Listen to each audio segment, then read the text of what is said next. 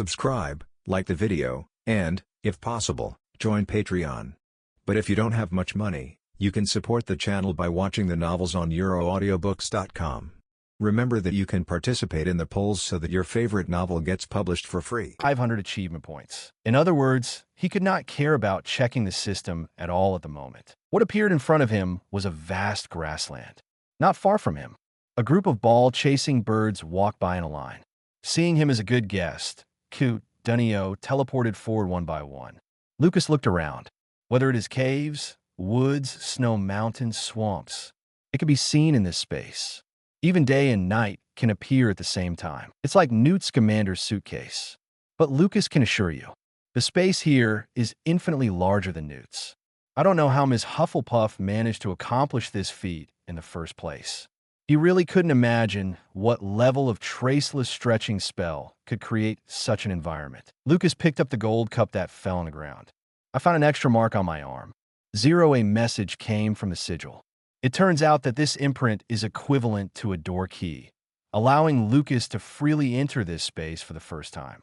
After Helga Hufflepuff, Lucas became the second owner of this space. That's pretty cool, although it has long been suspected, but actually found Hufflepuff's chamber. Lucas was still shocked inside. That being the case, Nala and Keluo and Gryffindor must have left the Chamber of Secrets back then. Almost instantly, Lucas remembered the statue of Roina La 1 Kulau in the La 1 Kulau lounge. Statue? Crown? He seemed to understand something. Looks like going to the room of requirement ASAP and getting Ron Clow's crown out. Put the gold cup back away. Lucas began to visit the secret garden that belonged only to him. The magical animals here have formed a complete food chain. Learn by understanding. This space, it was originally created by Ms. Hufflepuff to protect the magical animals that were hunted. At the beginning, the ancestors of these animals signed a contract with space. Any magical animal that lives here, they must obey the orders of the Space Master. Got the news. Lucas thanked Ms. Hufflepuff in his heart. Isn't this sending him an army of animals? He just saw it all. There are poisonous leopards and horned poisonous beasts. There are also birds and snakes that can grow and shrink, and thunderbirds that summon thunderstorms. There are unicorns that cleanse poison, and so on and so forth.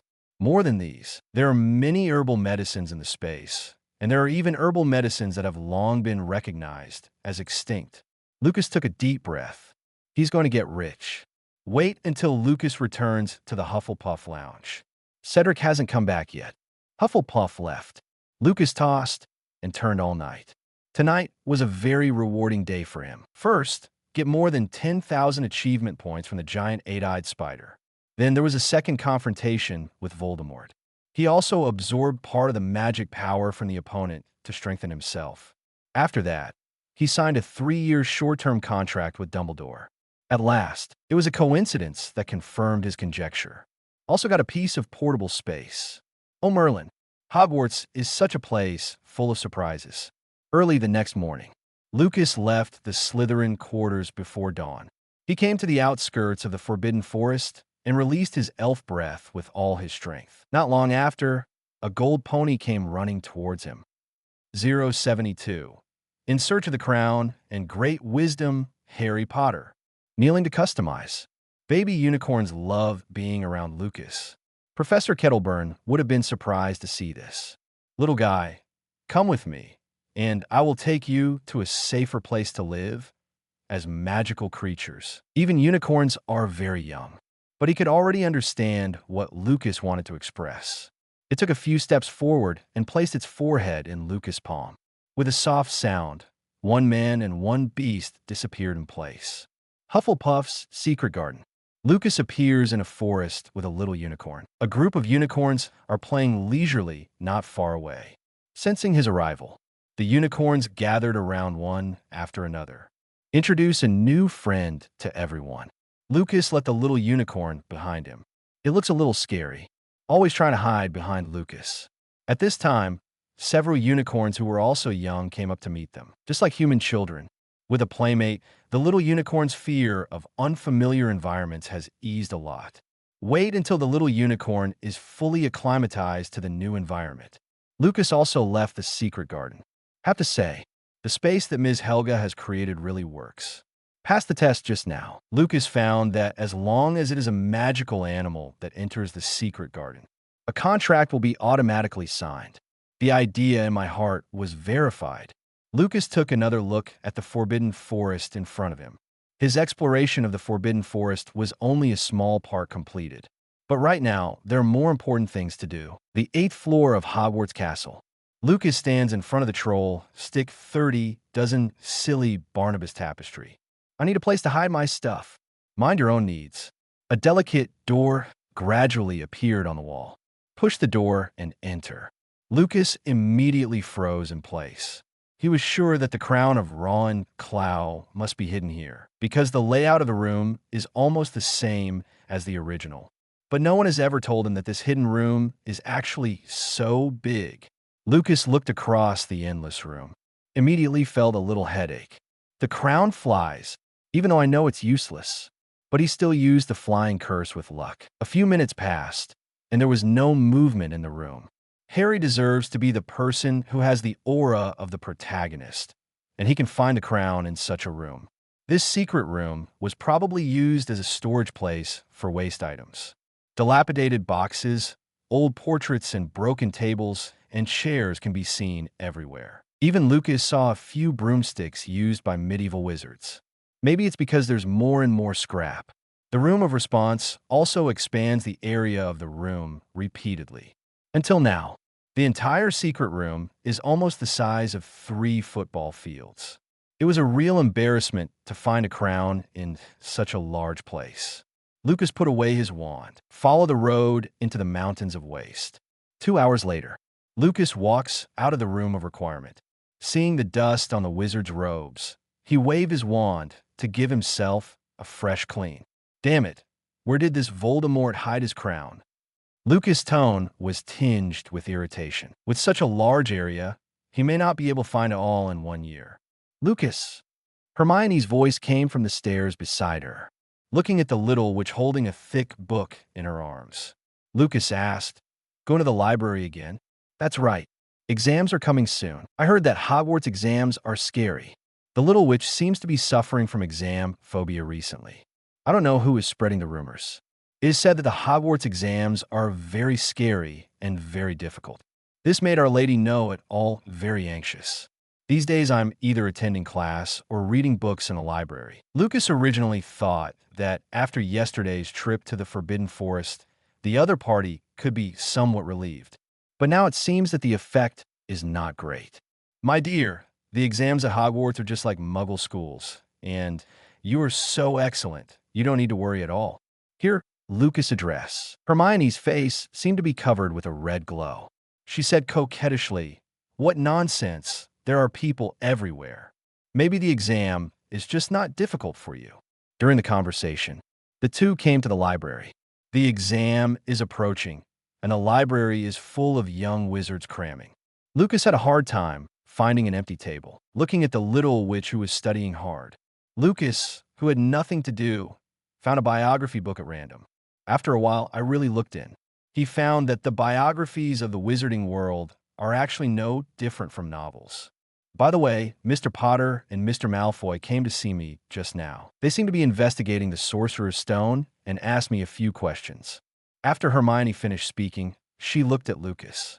In fact, she was still very interested in the Philosopher's Stone. "Lucas, can the Philosopher's Stone really make people live forever?" Didn't Nico Flamel confirm it? Lucas closed the book in his hand. However, it only prolongs people's lifespan, and their physical functions have not been improved. Clever as Hermione was, she understood what Lucas meant right away. Suddenly lost interest in the Philosopher's Stone. Speaking up, during this time, Della Branch always followed Harry to investigate the Philosopher's Stone. Maybe a few people have already been to the corridor on the 4th floor. Merlin's beard, "I finally found you. Say Chow Chow. Chow Chow will arrive." Della Branch, Harry, and Mr. Weasley came from the door. Because Delacoe spoke too loudly, he also got a glare from Mrs. Pants. Lucas saw the books in their hands. His expression was slightly surprised. Unexpectedly, these guys would also come to study. Several people came to Lucas' empty table and sat down. I accidentally made a sound when I moved the chair. Harry also looked back at Mrs. Pants behind him. Not surprisingly, he once again received Mrs. Pants's glare. Lucas, after what happened in the Forbidden Forest last night, I probably already understand what's going on. Harry's words attracted the attention of Lucas and Hermione. Seeing the two top students acting like they were listening, Harry felt a little smug. At first, I thought that Snape was going to steal the Philosopher's Stone and sell it, but now I overturned this conclusion. You may not know, I met that man in the Forbidden Forest last night, Voldemort. When Harry mentioned the title Voldemort, his voice was very low, as if he was afraid that the people around him would hear him. Ahem, Harry, it's Professor Snape. Harry looked at Lucas strangely. It seems that this is the time to talk about it, and you are still entangled in addressing me. Harry took a deep breath and said again, It should be like this, Snape. See Lucas glance over at him. He quickly changed his words. Professor Snape's purpose was probably to steal the Philosopher's Stone under the trapdoor, but with the three-headed dog Lu Wei guarding him, he failed. But I believe that Professor Snape will not give up. When he gets the Philosopher's Stone, he will dedicate it to Voldemort in the Forbidden Forest. Harry, can you stop saying that person's name? Ron said with a look of fear on his face. Harry ignored it, but looked at the crowd and continued. Then Voldemort can live forever, regain his strength, and then he can come and kill me. Look, what a beautiful plan. At the end, Harry's voice couldn't help but rise. After he finished speaking, Mrs. Pants's voice sounded behind everyone. If I hear 120 voices from you guys again, leave the library for me. Sorry, Mrs. Pants. Hermione apologized hastily, then looked at Harry. Wait until Mrs. Pants leaves. Everyone breathed a sigh of relief. Hermione turned her head to look at the worried Harry and said, Your worry is a little too much. This is Hogwarts, and there are people who are also afraid of mysterious people. Seeing Harry pointing at himself, Hermione said helplessly, Dumbledore, it's Dumbledore. As the greatest wizard of this century, Voldemort has no reason not to be afraid of him. So what are you worried about? You're safe in Hogwarts, but we can't just watch Snape steal the Philosopher's Stone. Seeing Lucas look at himself again, Harry added, Professor, it's rare that Delaco and Ron don't make fun of each other. The two nodded in support of their friends, thinking that Harry was right. At this time, Lucas, who had finished reading the biography, raised his head to look at several people. Whether Harry is right or not, these things have nothing to do with us for the time being.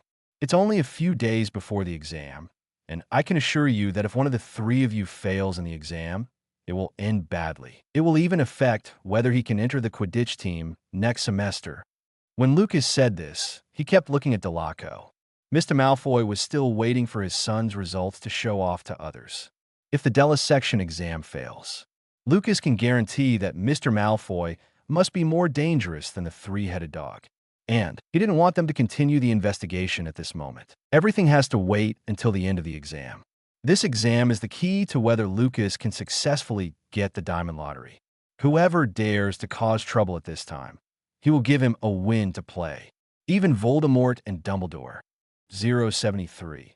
The final exam is coming. Lucas of Excellent and the Shouting Letter.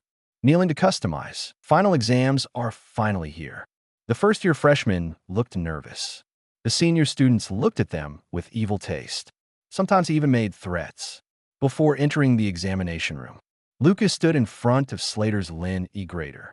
I won't say anything superfluous. Please remember the honor of your family and Slytherin. If I find out that you have done something harmful to Slytherin, don't blame me for being too harsh. Don't worry, Lucas. How could we cheat like that? Boo Rice Zabini's voice came from the crowd. Lucas turned his head to look at the other party. The thing I'm most worried about is you, Mr. Zabini. If you can shift your energy from being a woman to studying, I won't be so worried. The little snakes of Slytherin laughed out loud. Zabini looked at Lucas with embarrassment and a hint of annoyance. At this time, the written test is about to start. Hogwarts exams are divided into two parts, written and practical. The written test is the same as the Muggle school. It is all theoretical knowledge. Enter the classroom. The professors had already set parchment and new quills on the table. There is also an anti-cheating spell cast on the quill. It seems that the means of preventing cheating in the wizarding world is indeed much more convenient than that of Muggles. It's early summer now. The huge classroom was unbearably stuffy, and many young wizards were taking exams while wiping off their sweat. Lucas was the first to complete the test. In the surprised eyes of everyone, he handed his parchment into the hands of Professor McGonagall. "Oh, very beautiful words. Very wonderful answer." Professor McGonagall carefully glanced at the answer on the parchment, showing a rather satisfied expression. "Looking forward to your next practical performance, Mr. Grindelwald. The written test is over." The little wizards fled from the stuffy classroom one after another. Feel the cool wind outside. One by one, seem to be reborn. Soon, the practical exam begins. The first subject is Transfiguration. Professor McGonagall stood on the podium and looked at the crowd and said, "The content of this practical assessment is to turn mice into snuff bottles. The more refined you become, the higher your score will be, and vice versa." Professor McGonagall waved his wand. Transfer dozens of mice from their cages to the little wizard. Getting the mouse, Lucas didn't cast the transfiguration spell right away. Turning rats into dead objects is very simple for him. But to become beautiful, you need to think carefully. On the podium, Professor McGonagall nodded when he saw Lucas' performance. This is an exam, not a class, and there are no college points.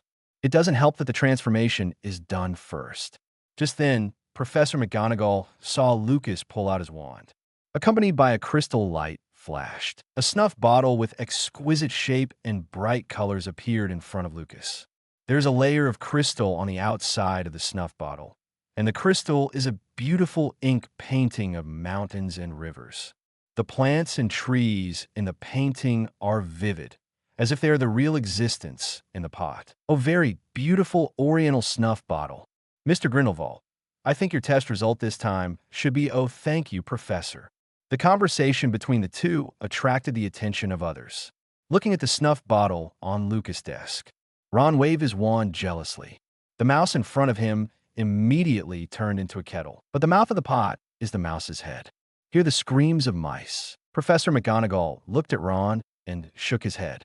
"Professor McGonagall, please give me another chance. This was an accident, obviously." Ron's reckless behavior brought him very bad grades. The Transfiguration exam is over. Everyone came to the examination site of the Charms class again. Professor Flitwick had long been standing on a thick stack of books waiting. "Very good. Have you seen the pineapple in front of you?" Seeing everyone nodding, he continued, "Isn't it very simple to let this pineapple tap dance across the desk?" He had just finished speaking when he heard a tapping sound. Lucas waved his wand and directed the pineapple in front of him to dance gracefully. For good looks, he even gave Pineapple a hairstyle. The skirts needed for tap dancing are made from the peel of pineapple. Tap, tap, tap. Pineapple is like a real tap dancer, walking past the desk with a swaying skirt. "Oh, great show. Lucas, you never disappoint. Oh, your grade is O." Professor Flitwick screamed and announced Lucas' grades. This made the little wizards in the examination room envious. The magic spell practical test is over. It's lunchtime. Hermione walked out of the Transfiguration class examination room, saw Lucas standing at the door, and went up to complain immediately. "I thought it was so scary. It turned out to be so simple. The seniors are really funny, but this kind of exam is really interesting. As a top student, what will you do after the exam?" Of course it is the answer. Hermione asked Lucas for a long time, then said angrily, "Malin, I got a question wrong in the written test, so it seems that I won't be able to get a full score.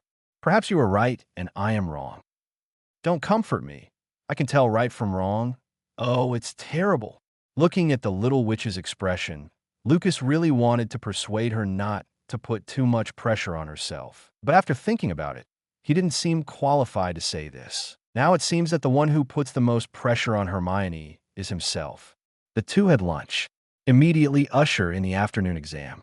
Forgetting the potion, after using it can make people forget everything. There is no antidote yet, and we can only wait for the effect of the medicine to end. "This is your exam today," Professor Snape whispered. "See everyone looking at themselves." Professor Snape frowned uncommonly. "Watch what I do. Think I'm going to write down the steps and tell you." Move your heads full of acnathorum splendens and think about it. This is an exam, doctors and ladies. The little wizards hurriedly put the cauldron on the fire. Use your brain to try to recall the process of making the forgetting potion. A potion of oblivion is not too difficult to make. After all, Lucas and the others are only in first grade. The potion mainly uses 3 kinds of materials, namely Wanchuan river water, parasitic berries, and valerian. Lucas put the materials into the crucible one by one according to the steps. Look at his calm movements.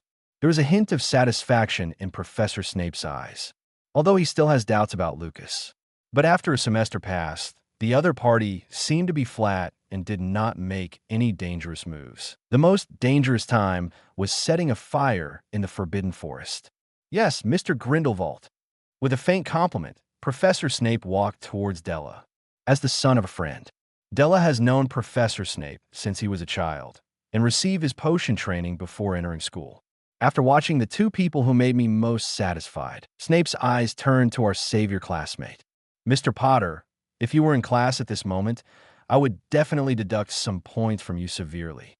I don't know if it is an illusion. Lucas seemed to hear the feeling of hatred in Professor Snape's tone. Everything seemed to be going well with the potions test today. Until the end of the exam, there were no accidents in the classroom. Bang! Lucas never realized that he still had the potential of the crow's mouth. Idiot! Idiot! Get out of my classroom immediately. Professor Snape's roar echoed in everyone's ears. Watching Neville and Seamus run out in desperation, Lucas seemed to understand Professor Snape's mood somewhat. Whoever comes across this kind of student who has been teaching for a semester and keeps making mistakes, I'm afraid I will be angry too. Professor Snape didn't suffer from brain congestion due to anger, thanks to the miracle of magic. Li Nu Heyo, the potion test is over. That's just Cuthbert's history of magic and Professor Hooch's flying exam. For the history of magic exam, you only need to answer Cuthbert's questions. It's like some exams in the Muggle world. It only takes rote memorization to pass. As for the flying lesson, it is even simpler. Just ride a broom and fly a few laps according to the prescribed movements. The vigorous final exam is over. The little wizards ushered in a week of happy life. The results will be announced a week later. Lucas is very confident about his test results. Next, we can consider the Philosopher's Stone and Voldemort. Dinner time. Lucas sat at the long Slytherin table, staring at Harry's back. He was thinking that this trip to the playground would be without Hermione's help. How should Harry pass those checkpoints? At this time, the village. The hooting of an owl came from afar. An owl flew unsteadily towards the Gryffindor table. See the red envelope in its mouth. The restaurant immediately became silent. Whoa! Ron Weasley got a howler letter, accompanied by Seamus Finnegan's shout. The restaurant immediately became lively. 074. Number 1 in the whole grade. News from Big Mouth Hagrid. Kneeling to customize. Ron Weasley, what you have done is a disgrace to me and your father. If Percy hadn't written me a letter, how long would you have kept his secret? You actually contacted your big brother privately and sent a dragon over there. Aren't you afraid of causing trouble to your big brother Charlie? Ron Weasley, you'd better explain it to me when you come back this time. Also, when did your father and I teach you to slander your classmates? Black Wizard? Merlin's beard. How can you say such vicious words? If there's a next time, I will definitely ask Headmaster Dumbledore to expel you, idiot. Molly Weasley's grumpy voice came from the roaring letter. Ron looked angrily at Percy Weasley, who was sitting not far away. Unexpectedly, a traitor appeared among their brothers. The roaring letter turned into a cloud of ashes after conveying the contents of the letter. After a short silence, loud laughter erupted in the restaurant. For a little wizard, it is very embarrassing to receive a yelling letter from a parent. Della looked at Ron's blushing cheeks, with tears in his eyes. The Weasley twins came to Ron, one on the left and one on the right. Pick him up and gesture around. On behalf of Ronnie, thank you all. I would like to introduce our little brother, Ronnie Jr. Get out. Ron broke free from the two and yelled at them. This drew ridicule from other people in the restaurant. In fact, the last few weeks have not been easy for Ron and Harry. The reason is that the two deducted too many points from Gryffindor. Even the little lions have some complaints in their hearts. Not surprisingly, this year Gryffindor will have the fewest points of the four houses. The professors who were eating looked at the lively restaurant. There was a happy smile on his face. It's just that they didn't know that they were infected by the little wizard's emotions. Still, because of Molly Weasley's howling letter. Next week, Hogwarts students are having fun every day. No classes, no homework. 373 or 5 friends get together. This is their ideal college life. Unfortunately, such days are too short. Wait until the results are announced. Many little wizards will never have such a good summer vacation as they do now. The 8th floor of the castle. Lucas comes out of the room of requirement again, looking at the door, slowly disappearing behind him. His expression became a little helpless. For a week, he searched through a third of the room for tatters, but Ravenclaw's crown was not found. Looks like there's no hope of finding it this semester. Results will be announced today, and tomorrow night, Dumbledore will announce the House Cup. The day after tomorrow, Hogwarts will enter the long summer vacation. Lucas tapped the wizard's robe a few times with his wand. Dusty robes become as good as new. The results are out. We are happy. I can't watch it if I get a D bad. I'll be over for the summer. It's okay. Be brave. You're a Gryffindor. 2 girls walked past Lucas. After hearing what the 2 said, Lucas learned that the results had been announced.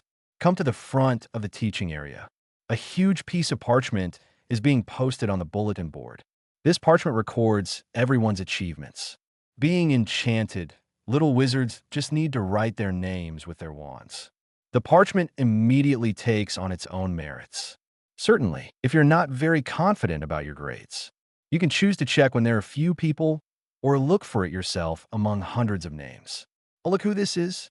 It's Master Lucas who disappeared for a week. I thought you wouldn't come. Hear voices behind him.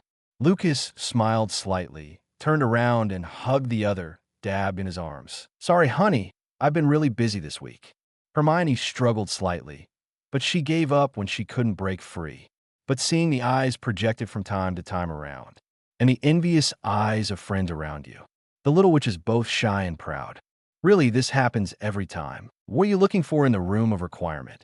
A very useful alchemy item. I haven't found it yet. I will let you know when I find it. See Lucas' mysterious look. Hermione hummed softly and walked to the bulletin board. As she writes her name, Hermione Granger's results soon appeared in front of everyone. Oh, see Hermione's all O's except for the written test. There were exclamations all around immediately. The little witch turned to look at her boyfriend with a slightly smug expression. Miss Granger is amazing. Of course, seeing her own results, Hermione could finally breathe a sigh of relief. At least she proved to everyone that she is qualified to stand beside Lucas. Hermione, who was completely relaxed, immediately pulled Lucas and his friend Qiu Zhang back to the bulletin board. Let me see your results. As an invisible top student, Qiu Zhang certainly has good grades. Then the eyes of the 2 women turned to Lucas. All right. Lucas reluctantly pulled out his wand. Soon, his grades appeared on the parchment. I don't know which professor's prank. When his results appeared, many ribbons suddenly floated down from the bulletin board. Moreover, Lucas' results were enlarged to the entire bulletin board. Look at the golden one. In front of his name, everyone understands that this represents the glory of the first place in the whole grade. When you see that every subject under the name is O, many people couldn't help but exclaim. Harry all were also in the crowd. Lucas is really good. He knows a lot and studies well. No wonder the professors and classmates like him. Seeing Lucas' achievements, Harry was very envious. Oh, come on, Harry. He reminds me of Percy, that nerd.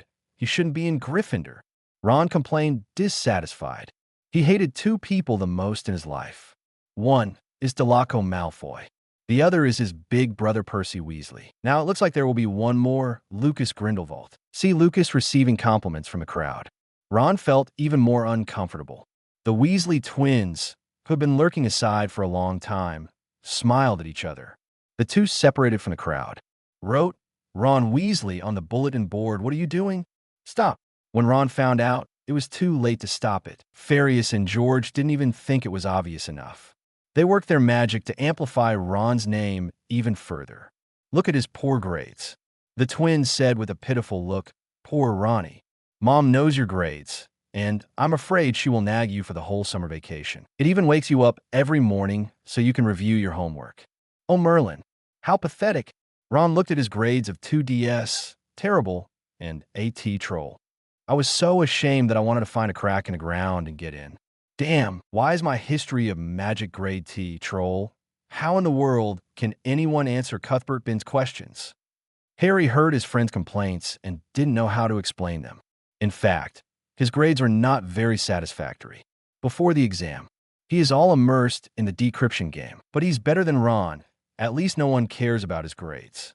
Congratulations on the new achievement. The first, only, grade reward, 200 achievement points.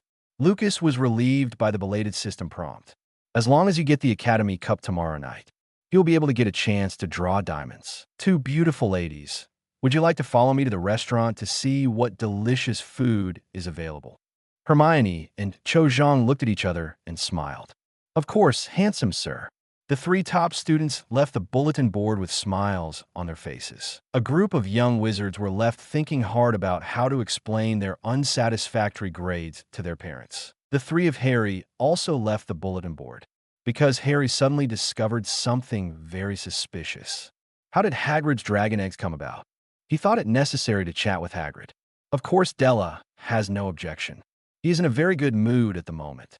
Although the results are not as good as Lucas and Hermione, but not too bad. It is also among the best among Slytherins. As a qualified Slytherin, of course, Del Lake couldn't let go of such a good opportunity. So all the way he said some weird things to Ron. Ron was so angry that he wanted to punch him. The three of them came to Hagrid in such a noisy way. Hagrid somehow found a clarinet. At this time, he was sitting in front of the house and playing Scottish tunes. A few simple words of dialogue. Hagrid told the story of how he got the dragon egg. I drank a lot of wine with that man. Later, the man said that he had a dragon egg in his hand. If I wanted it, I would play cards and gamble. But he had to find out whether I had the ability to raise dragons. Who am I? So I told him that I can even treat Lu Wei submissively. That man seems to be very interested in the three-headed dog. But I think he should be like this. After all, three-headed dogs are too rare, so I told him that Lu Wei is actually easy to deal with. He likes to listen to music. As long as there is some beautiful music, he will fall asleep. The three of Harry's eyes widened in surprise. By the time Hagrid found out that he had slipped the tongue, he had already run back to the castle. We need to find Headmaster Dumbledore immediately. The three came to Professor McGonagall and expressed their demands out of breath. I'm very sorry to the three gentlemen. Professor Dumbledore is not at school now. He has received a letter from the Ministry of Magic and has now left for London. Merlin, what should I do? After being reprimanded by Professor McGonagall, the trio walked out of the classroom dejectedly. Unfortunately, I met Professor Snape passing by at the door, looking at each other's gloomy face. Harry immediately decided to go to protect the Philosopher's Stone tonight. Harry, I think what Professor McGonagall said is right. If we continue to act nonsense, we might actually be expelled. Ron didn't seem to want to go, but Harry made up his mind. Don't you understand? If Snape got the Philosopher's Stone, he might use it to start a school of the dark arts or give the Philosopher's Stone to Voldemort. At that time, we can only wait to die, so we must stop him. Looking at Harry with firm eyes, Della always felt that something was wrong. So he decided to go back and ask Lucas later. It was agreed to meet on the moving stairs at 10 o'clock in the evening, and Del Lake hurried to the ancient Slytherin. 075. Lucas Reminder and the Cruel Wizard Chess. Kneeling to customize. Evening. Delaco frowned and came to the sofa in the common room. Lucas, I want to talk to you. Close the book in your hand. Lucas looked at the platinum boy beside him. What's wrong? Harry thinks that Dean Snape is going to go grab the Sorcerer's Stone tonight. Do you think it's possible? Lucas didn't answer, but asked rhetorically. What do you think? Is Dean Snape that kind of person? No. Della shook her head in affirmation. See Lucas' surprised eyes. Della laughed and said, I have known the Dean since I was a child, and I know that he is not a villain. During this time, I've been following Harry around to investigate. In fact, to prove that Dean Snape is not the villain he said. Lucas chuckled. This is the Della family he knows. It seems that I misunderstood this guy before. Lucas carefully looked at the platinum boy in front of him. Compared with the first meeting, Della has indeed grown a lot. Della Ku, I'm glad you think so. And I'll give you a tip. If you come across a puzzle or a difficult choice, choose the smallest, most inconspicuous one. If you want to back off, remember to choose something round. Inexplicable words successfully made Delaco's eyes become confused. What's the meaning? You'll know when the time comes. You just need to keep it in your mind. Della Branch nodded and immediately reacted. Lucas, won't you come with us? He had just finished speaking when he saw Lucas shaking his head at himself. I won't go. I wish you a happy time. Looking at his best friend, who got up and left. Della always felt that the other party was very strange today. It's like knowing what's going to happen to them next. Strange. Della walked aside, muttering. It was close to 10 o'clock in the evening. Della tidied up his wizard robes and left the Slytherin lounge. Mr. Barrow. Lucas' voice suddenly came from the empty lounge. His figure appeared on a nearby chair, still holding fantastic beasts and where to find them Bloody Baron, the resident ghost of Slytherin. It has a thin appearance and a gloomy complexion, which fits the characteristics of a Slytherin very well. Bloody Barrow held a western sword in his hand, and his clothes were covered with silver blood. What can you do, Mr. Grindelwald? Bloody Baron was very polite, because it can feel the deadly threat emanating from Lucas. Barrow himself was also wondering. It has been dead for many years. What else can make itself feel threatened? Mr. Barrow, please follow Della to have a look. If they encounter trouble, please help to solve it. No problem. Happy to help you. The Bloody Baron flew out after speaking. Wait until the other party leaves. Lucas put away the book and followed out of the common room. Due to the deal with Dumbledore, nor was he afraid of being seen going out by the portraits. He even wished that the portraits would go and report to Dumbledore, to let the other party know that he is serious about fulfilling the contract. Bloody Barrow followed Del Lake from afar, until he joined Harry and the three of them. That's right, 3 people. Seamus Finnegan, the little prince of blasting, also followed. Why is he here? To this Gryffindor student who always creates surprises, Della Branch is certainly no stranger. Harry said embarrassingly. We met him and Neville when we came out. Neville wanted to sue, so I knocked him unconscious. CMO has to follow after seeing this, or report to the professor. Merlin, did he think we were going out to play? Hear Della's dissatisfied voice. Ron immediately stood up and complained for his classmate and roommate. The quiet quarrel of several people attracted Peeves. As a mischievous ghost, Peeves is very different from the other ghosts in the castle. The most obvious is that it is not milky and transparent. Its sole body is bright colors. Oh, there are a few wizard kid heads who don't sleep in the middle of the night, and Peeves caught them. I'll tell Filch immediately, huh? Oh, Merlin, it's actually Peeves. Harry looked into the air with a headache. Peeves likes to play pranks, and he likes to watch the chase game between Filch and the wizard head. The faces of the members of the Della family also changed, just when they were about to run away quickly. Suddenly, there was a low voice in the distance. Peeves. Peeves stiffened. He looked into the depths of the corridor in fear. Peeves, who is not afraid of heaven and earth, is afraid of Baron, the bloody man of Slytherin. Oh, Lord Bloodman, Master Barrow, please forgive Peeves for his little joke. I really didn't know that you invited these people. I'm sorry to disturb you. Bloody Baron understood what trouble Lucas was referring to. While admiring Lucas, it looked at Peeves and said, We are going to do something very important. Oh, little Peeves will not bother you, my lord. After Peeves finished speaking, he disappeared before everyone's eyes. Harry and the others looked at the Bloody Baron who was approaching. Just when I was about to thank you, I saw the other party flying into the distance. We're saved. Let's go quickly. The 4 of them huddled under Harry's invisibility cloak and walked towards the 4th floor. After a while, Lucas came from afar. Looking at the 8 feet crowded together in front of him, he sighed helplessly. At this time, Peeves went and came back. Seeing Lucas, its eyes lit up. I just wanted to tease the little wizard head in front of me. I saw the purple flame ignited in the opponent's eyes. A throbbing from the depths of the soul reminded Peeves. If you stay any longer, you may die. Good night, little Mr. Grindelwald. Don't worry, Little Peeves has seen nothing and will not say anything.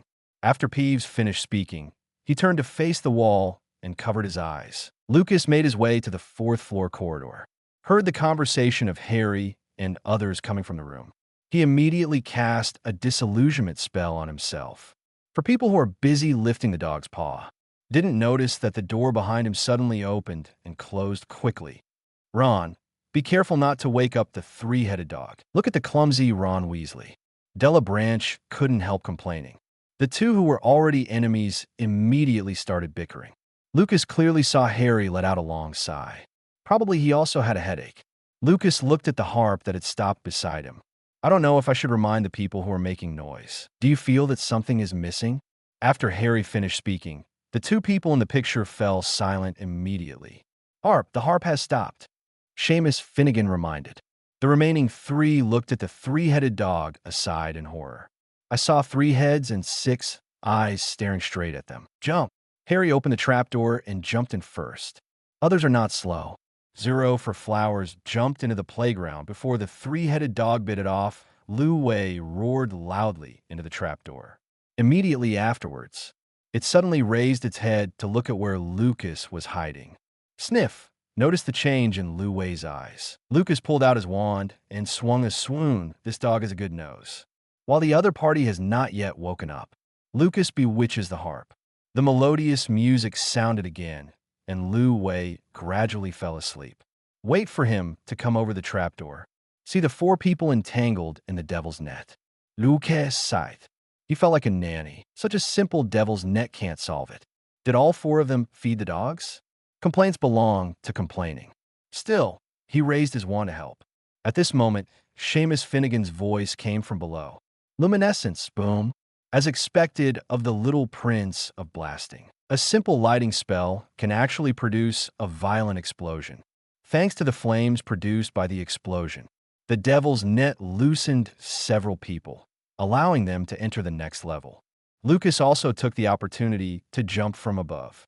Harry, what's the matter? Harry looked behind him. He seemed to hear a very slight sound behind him just now, as if someone had fallen from a height. It's nothing. I probably heard it wrong. After Harry finished speaking, he led several people down the wet wall. The way down was dark and quiet. Several people could even hear their own breathing clearly. From time to time, water drops fell on the wet walls to the ground. Every time a sound is made, it makes several people feel uneasy. Listen, what is the sound? Delaco was the first to hear the sound of wings flapping in the distance. He quickened his pace. After turning a corner, you come to a room. Birds were flying around in the room, and opposite them was a locked door. Walk! Harry took the lead, and several people rushed to the door quickly. Strangely, the birds in the sky didn't seem to be planning to attack them. Allahu hole open. Della Branch's wand flashed, but the big lock of the wooden door did not open. Harry turned to look at the flying birds. I know what they are now. They are not birds, they are keys with wings. Look, here's a broomstick. 3 old brooms are standing quietly in the corner. Harry and Della looked at each other, as seeker and prospective seeker for both academies. It is not difficult to find a key in this small room. The 2 rode brooms and soon spotted the target. Lucas yawned aside. This is really a playground for children. How can an adult wizard need to be so troublesome all the way through with magic power? Taking advantage of a few people opening the door, Lucas slipped in first.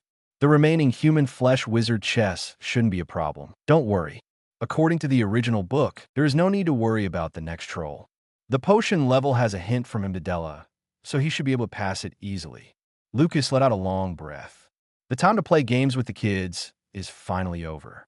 But when he walked to the wooden door leading to the next level, a roar of a giant monster came from behind the door. Dumbledore, you sweet old bee, I can't get enough of you. Taking advantage of Harry and the others not paying attention, he came to the next floor. Look at the giant monster that is half bigger than the Halloween one. Lucas' face became quite ugly. 076. A trap set by Voldemort? Snape's Conundrum. Kneeling to customize. Extremely bad stench. Lucas walked through the wooden door, the stench rushing into his nostrils.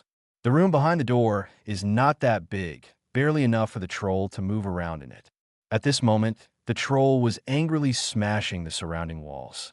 Look at the blood dripping from its head. Lucas probably knew why the other party was angry. What a hassle! Just as he drew out his wand to deal with the troll, the movement suddenly stopped. No, Quirrell can't make such a low-level mistake. Isn't he afraid that Harry won't be able to defeat the troll in front of him? Put down the wand in your hand. Lucas looked carefully at the troll in front of him. Really, there's a crystal the size of a bottle cap embedded in the monster's heart. Although Lucas didn't know exactly what that thing was. But it should be an alchemy prop similar to an alarm device. It's so dangerous. If we solve the giant monster in front of us just now, we might startle the snake. Thanks to Lucas, the butterfly came. It made Voldemort suffer twice in his hands. It is reasonable for the opponent to keep Duan Yi on guard. This troll probably wasn't just for Lucas. Maybe even Dumbledore was targeted. Bang! There was the sound of bricks breaking behind him. Lucas looked back. I saw that Harry and others had already started playing chess. But it is different from the original. Della Branch replaced Ron's position and became a knight himself. Oh shit, it's really wizard chess, Ron said in horror, although he was skeptical when he saw the 5-3-3 chess game. But I didn't expect that the chess pieces would actually make a move. Seeing the white queen smashing the black knight fiercely, Harry and Ron trembled all over and suddenly felt weak all over. At the same time, Ron also looked over at Della, who was riding on another black knight. He is very good at wizard chess. Chess has been played until now, and the way to win has been calculated. Malfoy, you should also know the result, right? See, Della Branch nodded. Ron gloated and said, I told you just now, don't choose knights, but you just don't listen. Stop talking, let's get started. Harry and Seamus were at a loss. I don't understand what kind of riddle the two are playing. Seeing this, Della smiled and said, It's okay, we will win. The Black Knight charged into battle under his command, captured many white pieces, and the white chess pieces are very ruthless whenever they encounter black pieces. Soon there were many discarded chess pieces beside the field. At this time, Della Branch controlled the Black Knight and finally came to the side of the White Queen. Watching the other party slowly turn around and face him, Delaco took a deep breath. Harry also understood his plan at this moment. Delaco, you can't do this. Harry angrily stopped the suicide behavior, then turned to look at Ron. Aren't you very proficient in wizard chess? Think of a way. Ron shrugged. This is the easiest and fastest way to win chess. The voice just fell. There was the sound of bricks breaking. Della fell to the ground hard. Harry wanted to step forward to check the other party's situation, but was stopped by Ron. Stay still. Huh? Ron had just finished yelling when fragments of the Black Knight flew towards his thigh. When he realized that it was too late to dodge, the thigh was cut by a sharp fragment, and blood flowed out along the wound. Both friends were seen injured.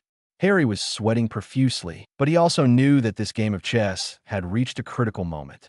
It's Black's turn to make a move. Harry walked up to King Bai with firm eyes. General! The big sword in the White King's hand fell to the ground, representing Black's victory. See the door leading to the next level open a gap.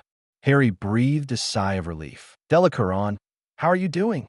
Della Branch is fine. The training he got from childhood allowed him to protect himself at critical moments. As for Ron's situation, I'm afraid something is not good. The wounds made by those fragments were deep, although the bleeding stopped. But I can't walk at all. Seamus, Ron will leave it to you. Seamus Finnegan nodded seriously. Get both of them in a safe place. Harry and Della came to the door leading to the next level. We're left with a level set by Professor Quirrell and Snape. Who do you think will meet first? What? Seeing Della Branch has not reacted yet, Harry patiently explained. The Devil's Net in the first level is Professor Sprout's masterpiece, and the Key with Wings in the second level must be done by Professor Flitwick. This magnified and active wizard chess is Professor McGonagall's forte. Based on this, the rest is that only Professor Quirrell and Snape have missed the checkpoint. Harry said it easily, but he felt very puzzled in his heart, although the professors are all involved in designing the levels. But these levels are too simple. Can this really keep the Sorcerer's Stone? What's ahead? Just open the door and take a look. Della stepped forward and opened the door. A gust of wind blew, and the two only saw a thick wooden stick swinging out of the door. Troll. It's a troll. Della, who was closest to the gate, yelled in horror. Harry drew his wand, pointing at the behemoth inside the door. But from the trembling hands, it can be seen that he is not at peace at the moment. 07. Heavy footsteps came. The huge monster walked out step by step. Seeing the blood on the troll's head, Harry yelled, "It's hurt! Snape must have hurt it! Della, we have to get in!" Della held the wand and pointed at the giant monster. Oolong comes out of the hole. A poisonous snake with a length of several meters and thick arms appeared in front of the giant monster. Don't wait for the poisonous snake to attack. The troll's club swung over. The poisonous snake was beaten into several pieces without the slightest resistance. The power of the wooden stick remained undiminished, and it continued to swing towards Delacour. Torna part. In the nick of time, Harry's split spell hit the troll's club. At the same time, a magic power flew out from the giant monster's shoulder. The stick was shattered into pieces by the two spells. Lucas stood on the troll's shoulder, his wand pointed at the troll's head. The magic resistance of this big guy is really high. Lucas' Imperius Curse also took some effort to control it. It should be almost there. Looking at the giant monster under his feet, Lucas secretly thought. Just at this time, the alchemy tool in the troll's heart suddenly lost its luster. A miserable, painful howl came from the giant monster's mouth. When Lucas jumped off it, the troll hadn't breathed. How is this going? Harry looked at the wand in his hand and then at the troll on the ground. He never expected that his splitting curse actually killed a giant monster. Delacour, did you see that? Della Branch nodded and reminded. Time is running out. Let's go. Walk through the foul-smelling troll room. The two came to a small room. On the table in the middle of the room were 7 potions of different sizes and shapes. Next to the potion lay a scroll of parchment. Without waiting for the two of Harry to make a move, flames rose from the front and rear doors. The door ahead is covered in black flames. The door leading back is purple's flame. It seems that this level requires us to find the right potion to continue. Dullake came to the table, opened the parchment, and read. Danger ahead. Safety behind. There are 2 of us who can help you. Drink them. One will lead you onward, the other will send you back to safety. 2 of them contain nettle wine, and 3 of them are killers, waiting in line. Choose, unless you want to stay here forever. We've also provided 4 clues to help you choose. First, no matter how cunningly the poisons hide, they're actually standing on the left side of the nettle wine. Second, the contents of the left and right bottles are different. If you want to move forward, neither of them will be useful to you. Third, you'll find that the bottles vary in size, and there's no death hiding inside a titan or a gnome. Fourth, the second on the left and the second on the right. Although they look different, they taste the same. What does that mean? Harry's green eyes were full of confusion. Dullake didn't think about it for a moment. He looked at the parchment in his hand and repeated the contents on it. His gaze traveled back and forth among the 7 bottles of potion on the table. Della Branch, if you encounter a puzzle, choose the smallest and most inconspicuous one. Lucas' reminder suddenly flashed through his mind. He looked at the smallest bottle of potion and reached out to take it in his hand. Harry, do you believe me? Drink this. It will help you pass through the black flame. Harry didn't hesitate, took the potion, and planned to drink it.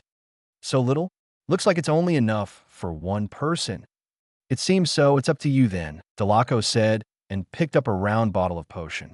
You drink first. I'll watch you go in and then leave. Harry shrugged and drank the potion in the bottle in one gulp. Cold. He felt as if he had swallowed a piece of ice into his stomach. I feel a chill all over my body. Harry nodded to Delacour and stepped into the black flame until the other party leaves.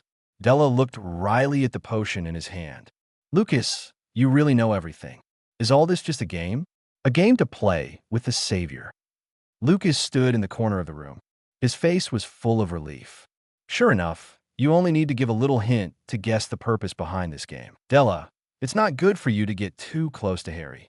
It's not good for you or your family. Lucas never said those words. He believed that Della could sense it himself in his relationship with Harry. The first half of Harry's life, at least the 7 years at school, had been arranged by the old bee. Voldemort was immortal. Harry was just a tool to defeat Voldemort. After Della finished speaking, he drank the potion. The same biting cold feeling spread throughout the body. Without hesitation, he turned around and walked towards the purple flame. Lucas was the only one left in the room. He came in front of the black flame and stretched out his hand towards the flame, just when the finger was about to touch the black flame. Blue's fiend fire burned on Lucas. Since his black magic with a breakthrough in his talent, he is more comfortable in manipulating black magic. This fire 3.9 shield body protection is his improved effect. I saw Blue's fiend fire wrapping Lucas like a garment. He thinks this is worthy of the name of this technique of black magic. Successfully crossed the black flame. Lucas didn't even break the disillusionment spell on his body. At this time, Quirrell in the room was looking at the mirror of Ariste in front of him obsessively. Harry, on the other hand, looked at him in astonishment. Why you? Harry had a look of disbelief on his face, and until now he thought Snape was the bad guy. Unexpectedly, he analyzed it confidently for a long time, and finally the boss made a mistake. Lucas chuckled inwardly. Just when I was about to watch the show from a different angle, I felt that there was an extremely powerful magic power in the corner of the room. The induction of magic power is the ability he obtained after activating the elf blood. It wasn't obvious at first, but as time went by, recently he has been able to clearly sense the strength of the magic power of the people around him. Lucas looked around the empty corner. He could have sworn to Merlin that it must be Dumbledore hiding there. Old fox, he is really worried. Even if he is worried about the savior classmate, he is also worried about Lucas. But this also confirmed Lucas' previous guess. The troll was indeed left behind by Voldemort as a test. At this time, Quirrell had turned to face Harry. Poor little and his master will probably never think of it. There are also two big living people in this room watching their master and servant's performance. 077. It turns out that Snape is a good person. Harry tears, kneeling to customize. How could it be you?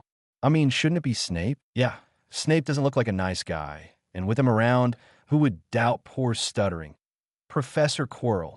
Quirrell gave Harry a demonstration of his usual disguise. But Snape tried to kill me.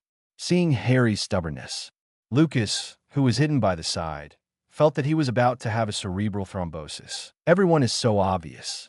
He was still suspicious of Professor Snape. Should Professor Snape be said to be too aggressive? Or was Harry too attached to Professor Snape?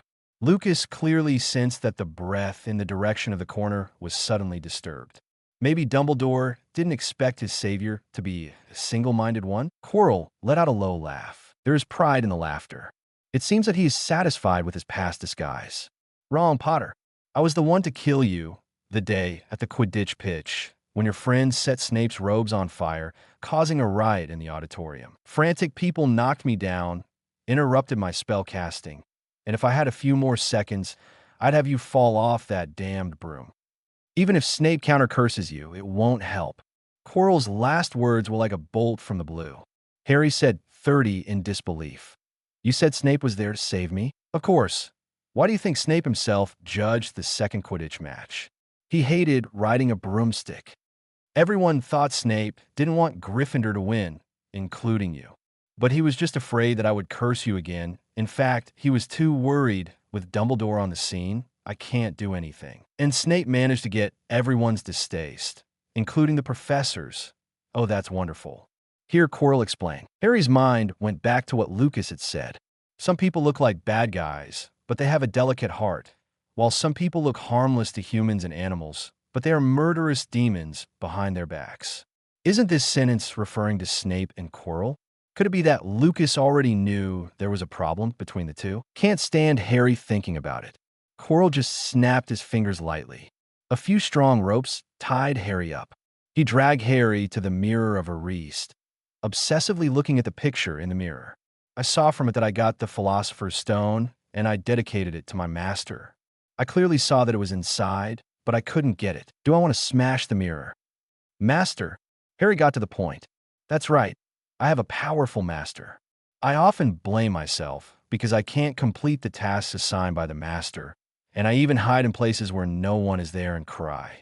You're not crying because Snape is bullying you? Of course not. Snape is smart. He's been suspicious of me since the Halloween troll broke in. You put the troll in the school? Mentioning the troll, Quirrell's expression became very smug. But there is no waiting to show off. He frowned. It seemed that his master was in a hurry. Quirrell dragged Harry to the mirror of Ariste. Tell me what you saw, Potter. The room suddenly became very quiet. Neither Quirrell nor Voldemort. Lucas, who was still hiding beside him, was waiting for Harry. Lucas knows how to get the Philosopher's Stone, as long as you want to find it, but don't want to use it. The Philosopher's Stone will naturally appear in that person's hands. However, Lucas couldn't do it, and he didn't know what magic Dumbledore had cast on the Sorcerer's Stone and the Mirror of Ariste. So just wait for Harry. That's why he was willing to endure the two chattering for so long. Because of where Lucas is, just in time to see Harry's expression. So when the other party suddenly widened his eyes, when looking at his trouser pocket from the corner of the eye, Lucas knew that the Sorcerer's Stone had appeared. Merlin, it's finally coming to an end. My Sorcerer's Stone, my Diamond Lottery, it's finally coming. Just when Lucas was about to do it, suddenly heard Harry say to Quirrell, "Before I answer you, I have a question. You said Snape wanted to protect me, but why do I feel like he hates me so much?" Quirrell's expression became visibly impatient. Of course he hates you. Your father was in the same class as Snape, but your father always bullied Snape. The hatred between them is mortal. Okay, Potter, I've answered your question. Tell me what you saw. Harry stared at the mirror of Ariste and said, "I see myself winning the House Cup." He's lying. A low, hoarse voice echoed in the room. Quirrell seemed terrified of the owner of the voice. He changed back to his previous submissive look. Let me tell him. But Master, your physical strength has not recovered yet. It doesn't matter. Quirrell followed Voldemort's instructions and untied the scarf on his head. A human face suddenly appeared on the back of his head. Voldemort opened his scarlet eyes and looked at Harry in the mirror. Harry Potter, we meet again. Harry clutched the lightning scar on his forehead, his vision blurred by the severe pain. Harry Potter, look at me now. There's only a little remnant left. I can only survive by sucking the blood of unicorns, and I can only share a body with others. 17. And this is all thanks to you, so I must get the elixir so that I can create another body. Now give me the Philosopher's Stone in your pocket. Harry took out the Philosopher's Stone and held it tightly in his hand. Don't think about it. Go. Catch him. Quirrell immediately stepped forward and grabbed Harry's wrist. Harry suddenly felt a pain in the head as if being cut by a sharp axe. He screamed and struggled and slapped Killuo's people indiscriminately. Suddenly, the other party let go of him. Harry saw Quirrell howling in pain. His fingers seemed to have been scalded by boiling water, and they were covered with blisters. Go! Kill him!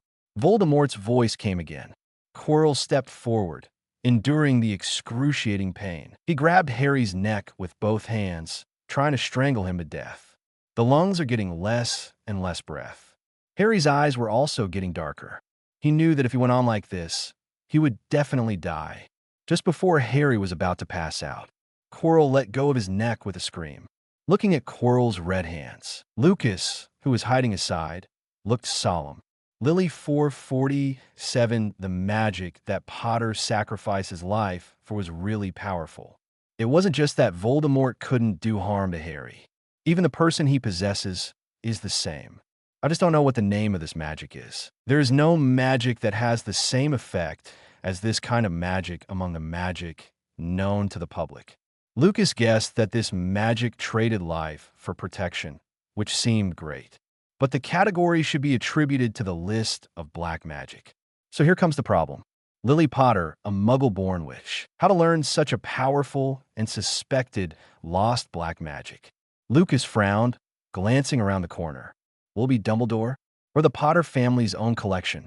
At this time, the exasperated Voldemort had run out of patience. He yelled at Quirrell, "Use a spell, idiot, and kill him." Rocky pulled out a wand that he got from nowhere, looking at Harry fiercely. Avada, disarm you. On the nick of time, a disarming spell flew out from the side. Harry, who thought he was going to die, immediately looked to where the voice came from. And Quirrell, the first time he saw the disarming curse, dodged to the side. It seemed that after the fight in the Forbidden Forest, both he and Voldemort were now under the shadow of the disarming curse. Harry was surprised to see Lucas, who lifted the disillusionment charm. Thank goodness, Lucas, you came just in time. The game is over. Thank you for your hard work. Harry, leave it to me.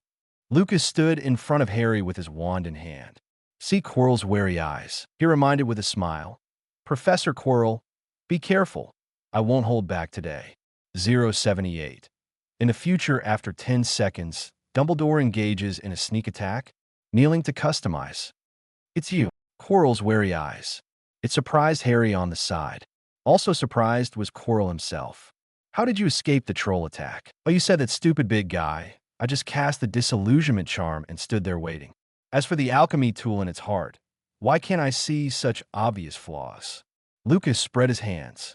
See Quirrell always looking towards the exit location. Want to leave? I'm afraid it won't work. As soon as he finished speaking, crimson lumiere spewed out from the tip of his demon. The flame completely enveloped the exit, making it impossible for people in the room to leave. Quirrell's face became very ugly. BD. Thunderbolt. The exploding spell blasted a large crater into the ground where Lucas had been standing. Lucas put the grin back on his face and swung his wand against it. Flying sand and rolling stones. A spark of blue flashed from the tip of the wand. Quirrell didn't dare accept any of Lucas' spells right now. Even flocks of birds. Awada eats a big melon. The strange green glow reflected Quirrell's vicious face. Lucas waved his wand, and the stone on the ground turned into a solid shield. In fact, the wizard's fight is very boring. There are only a few spells to use, especially for someone like Quirrell. Shots are basically unforgivable curses. Block the opponent's attack. Lucas suddenly had a funny idea. The Bat Curse, the Bat Spirit Curse, is also known as the Ginny Happy Curse. The boogers of those hit by the spell will turn into bats and crawl out of their noses. This is a very insulting curse. Quirrell didn't take the spell to heart. He was just about to dodge. I saw the spell split suddenly, and then a group of birds appeared. Quirrell was dodging sideways at this moment, and it was too late to change direction. Lucas swung his wand again. Asuka suddenly turned into a pair of table knives. Thousands of bullets. Facing the flying knife, Quirrell conjured a shield in front of him, but he didn't expect that the flying knife hit the shield and produced a violent explosion. Wait until the smoke clears. The shield in front of Quirrell was tattered. He himself was not much better. A duel between Lucas and Quirrell, the savior classmate who was completely dumbfounded. He never thought that the magic spell could still be used like this. To say that Harry had little knowledge, Potter was merely surprised. Dumbledore, who was hiding aside, was shocked. What did he just see? Flocks of flying birds are hidden in the bat spell. Transfiguration spell plus 10,000 bullets. And there's also an explosion spell hidden in it. Dumbledore suddenly felt that he was getting old and couldn't keep up with young people. He stood in the corner, studying how Lucas had hidden another spell within a spell. But after thinking hard for a long time, I only have a little idea, and I don't know if it is correct. Look at Lucas fighting Quirrell. Dumbledore praised the other's talent in his heart, but he clenched the Elder Wand from Legendary tightly in his hand. Seeing Quirrell being beaten back by himself, Lucas knew it was only a matter of time before he won. Taking advantage of the opponent's stagger, he immediately opened the eyes of prediction. Starlight appeared in the deep blue eyes. He saw himself cast the petrification spell while Quirrell staggered. After successfully hitting Quirrell, he raised his wand and shot a killing curse at the opponent. The green light illuminates the whole room. The moment the killing curse hit Quirrell, an old voice immediately came from the corner. Disarm you. The wand was knocked into the air, and then 3 ropes trapped him tightly. The last scene seen by the prophetic eye. It was Dumbledore holding the Elder Wand, looking at himself with regret in his eyes. Click. The screen in front of me is broken. Lucas came back to reality. BD, this old bee really doesn't trust me. He's probably wishing I could use the unforgivable curse right now. All petrified. Also as seen just now, Quirrell was accidentally hit by the petrification spell, while the curse on him has not faded. Lucas raised his wand and spoke the incantation. At the same time, Dumbledore also raised his Elder Wand slightly. If Lucas really dared to use the unforgivable curse, he immediately took it down. Lucas was then sent back to Austria to be with his father in Nurmengard. Bones to pieces. Unexpected. Lucas actually used the Shattering Charm, and the Crushing Curse was aimed at Quirrell's wand. It's just that Lucas' magic is too strong. After smashing the wand, he smashed Quirrell into powder. Oh, this is too bad. Lucas seemed annoyed that he had shot too hard. Seeing him like this, Dumbledore put down his Elder Wand. Damn Grindelwald! Voldemort's voice sounded again. He who possessed the Horcrux was not eliminated by the attack just now. He hovered over the room with a hideous expression on his face. A pair of red eyes stared at Lucas below. BD, when I come back, I will definitely let you taste the taste of Cruciatus. Say it. Voldemort rushed towards Lucas with a thick exhaust. Among the currently known spells, there are very few that can directly act on the soul. Fierce is the same, but facing the soul that can escape through walls. Fiendfire's speed is obviously slower. Basilisk Petrified Eyes are the same, but it can't kill the soul completely. It can only petrify the soul for a period of time. That's why Dumbledore, knowing that Voldemort was possessed by Quirrell, one of the reasons why he didn't take action to eliminate it. In addition, Lucas once searched the restricted section for advanced dark arts revealed, but it was not found. Must have been taken by Dumbledore. At this moment, the other party was probably already suspecting that there was some kind of connection between Harry and Voldemort. Wait until the next school year. Voldemort's first Horcrux appeared. Dumbledore should be sure of something and investigate it. Then the Olby is not shot. Maybe it's to verify something. None of this has anything to do with Lucas, though. He raised his wand. He looked at Voldemort with a slightly panicked expression. If you observe carefully, you can still find it. There were two purple flames in the depth of Lucas' pupils. A purple spell shoots from the tip of the wand. The spell hit Voldemort, causing him great pain. The already weak Voldemort. He could clearly feel the power of his soul being drawn away rapidly. He looked at Lucas with a hint of fear in his eyes. Voldemort's greatest reliance was the immortality bestowed upon him by Horcruxes. But now, he felt death in Lucas. Voldemort let out a growl of unwillingness. A wave of air spread around. Poor little Harry was knocked out by the blast. Lucas also fell backward on the ground, looking at Voldemort in the air in disbelief. Lucas Grindelwald, I remember. After Voldemort finished speaking, he turned around and flew to the roof before disappearing in the blink of an eye. Wait until the other person leaves. Lucas let out a long breath. He ignored the Philosopher's Stone that had fallen to the ground. Instead, he came to Harry's side first. Harry, wake up, Harry. At this moment, the fire at the door suddenly went out. Dumbledore's figure came in from behind the door. He looked as if he had just arrived. Oh, Harry, what's the matter? Sorry, Headmaster Dumbledore. I couldn't keep Voldemort. As for Harry, he just passed out. Why, you have done a very good job, Mr. Grindelwald. In fact, I was not able to detect Voldemort's plot immediately and was tricked into London by him. There was a little remorse in Dumbledore's eyes. He looked lovingly at Harry on the ground and picked up the Philosopher's Stone. As agreed, it's yours now. Just hand it over to Severus after you study it. Thank you, Mr. Principal. Just when Lucio was about to take the Philosopher's Stone, Dumbledore asked suddenly, When I came in just now, I saw the purple spell flashing away. Was it you who cast it? That's right, when I saw Voldemort's appearance, I waved my wand in a panic, and I didn't know what kind of spell it was. Oh, all right. Dumbledore took out the Elder Wand and used Zombie Walk on Harry on the ground. Mr. Grindelwald, you also come to the infirmary and let Madame Pomfrey examine you. Yes, Professor. One old and one young.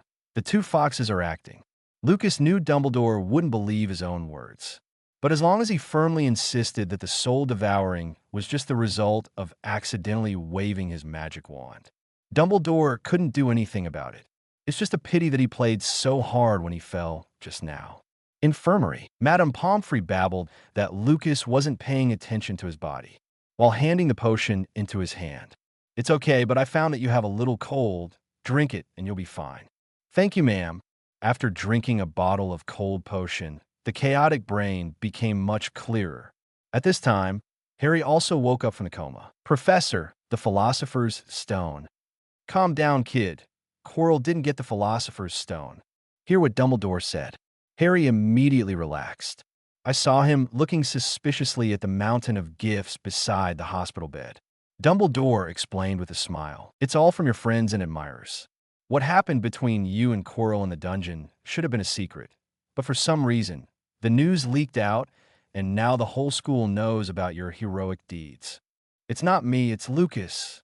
Mentioning Lucas, Harry hurriedly looked around when seeing Lucas being educated by Madame Pomfrey. Only then did he breathe a sigh of relief. Harry was very worried just now. If Lucas had an accident because of himself, he will live with guilt all his life. By the way, Professor, why can't Quirrell touch me? Dumbledore paused for 2 seconds before answering. That's because of your mother. She saved you with her life and protected you. This is the magic of love.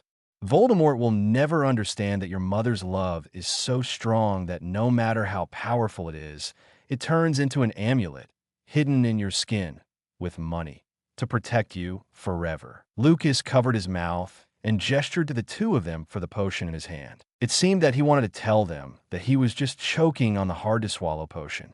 The Olby really has a way of coaxing children. The magic of love? When did the magic of love become synonymous with black magic? Lucas sipped the potion. Listened to Dumbledore trick the little wizard until the two talked about Snape and Harry's father. Oh, your father did an unforgivable thing. He saved Snape's life? Cough, cough. I'm sorry, both of you. My physical examination has been completed, so I'll go back first.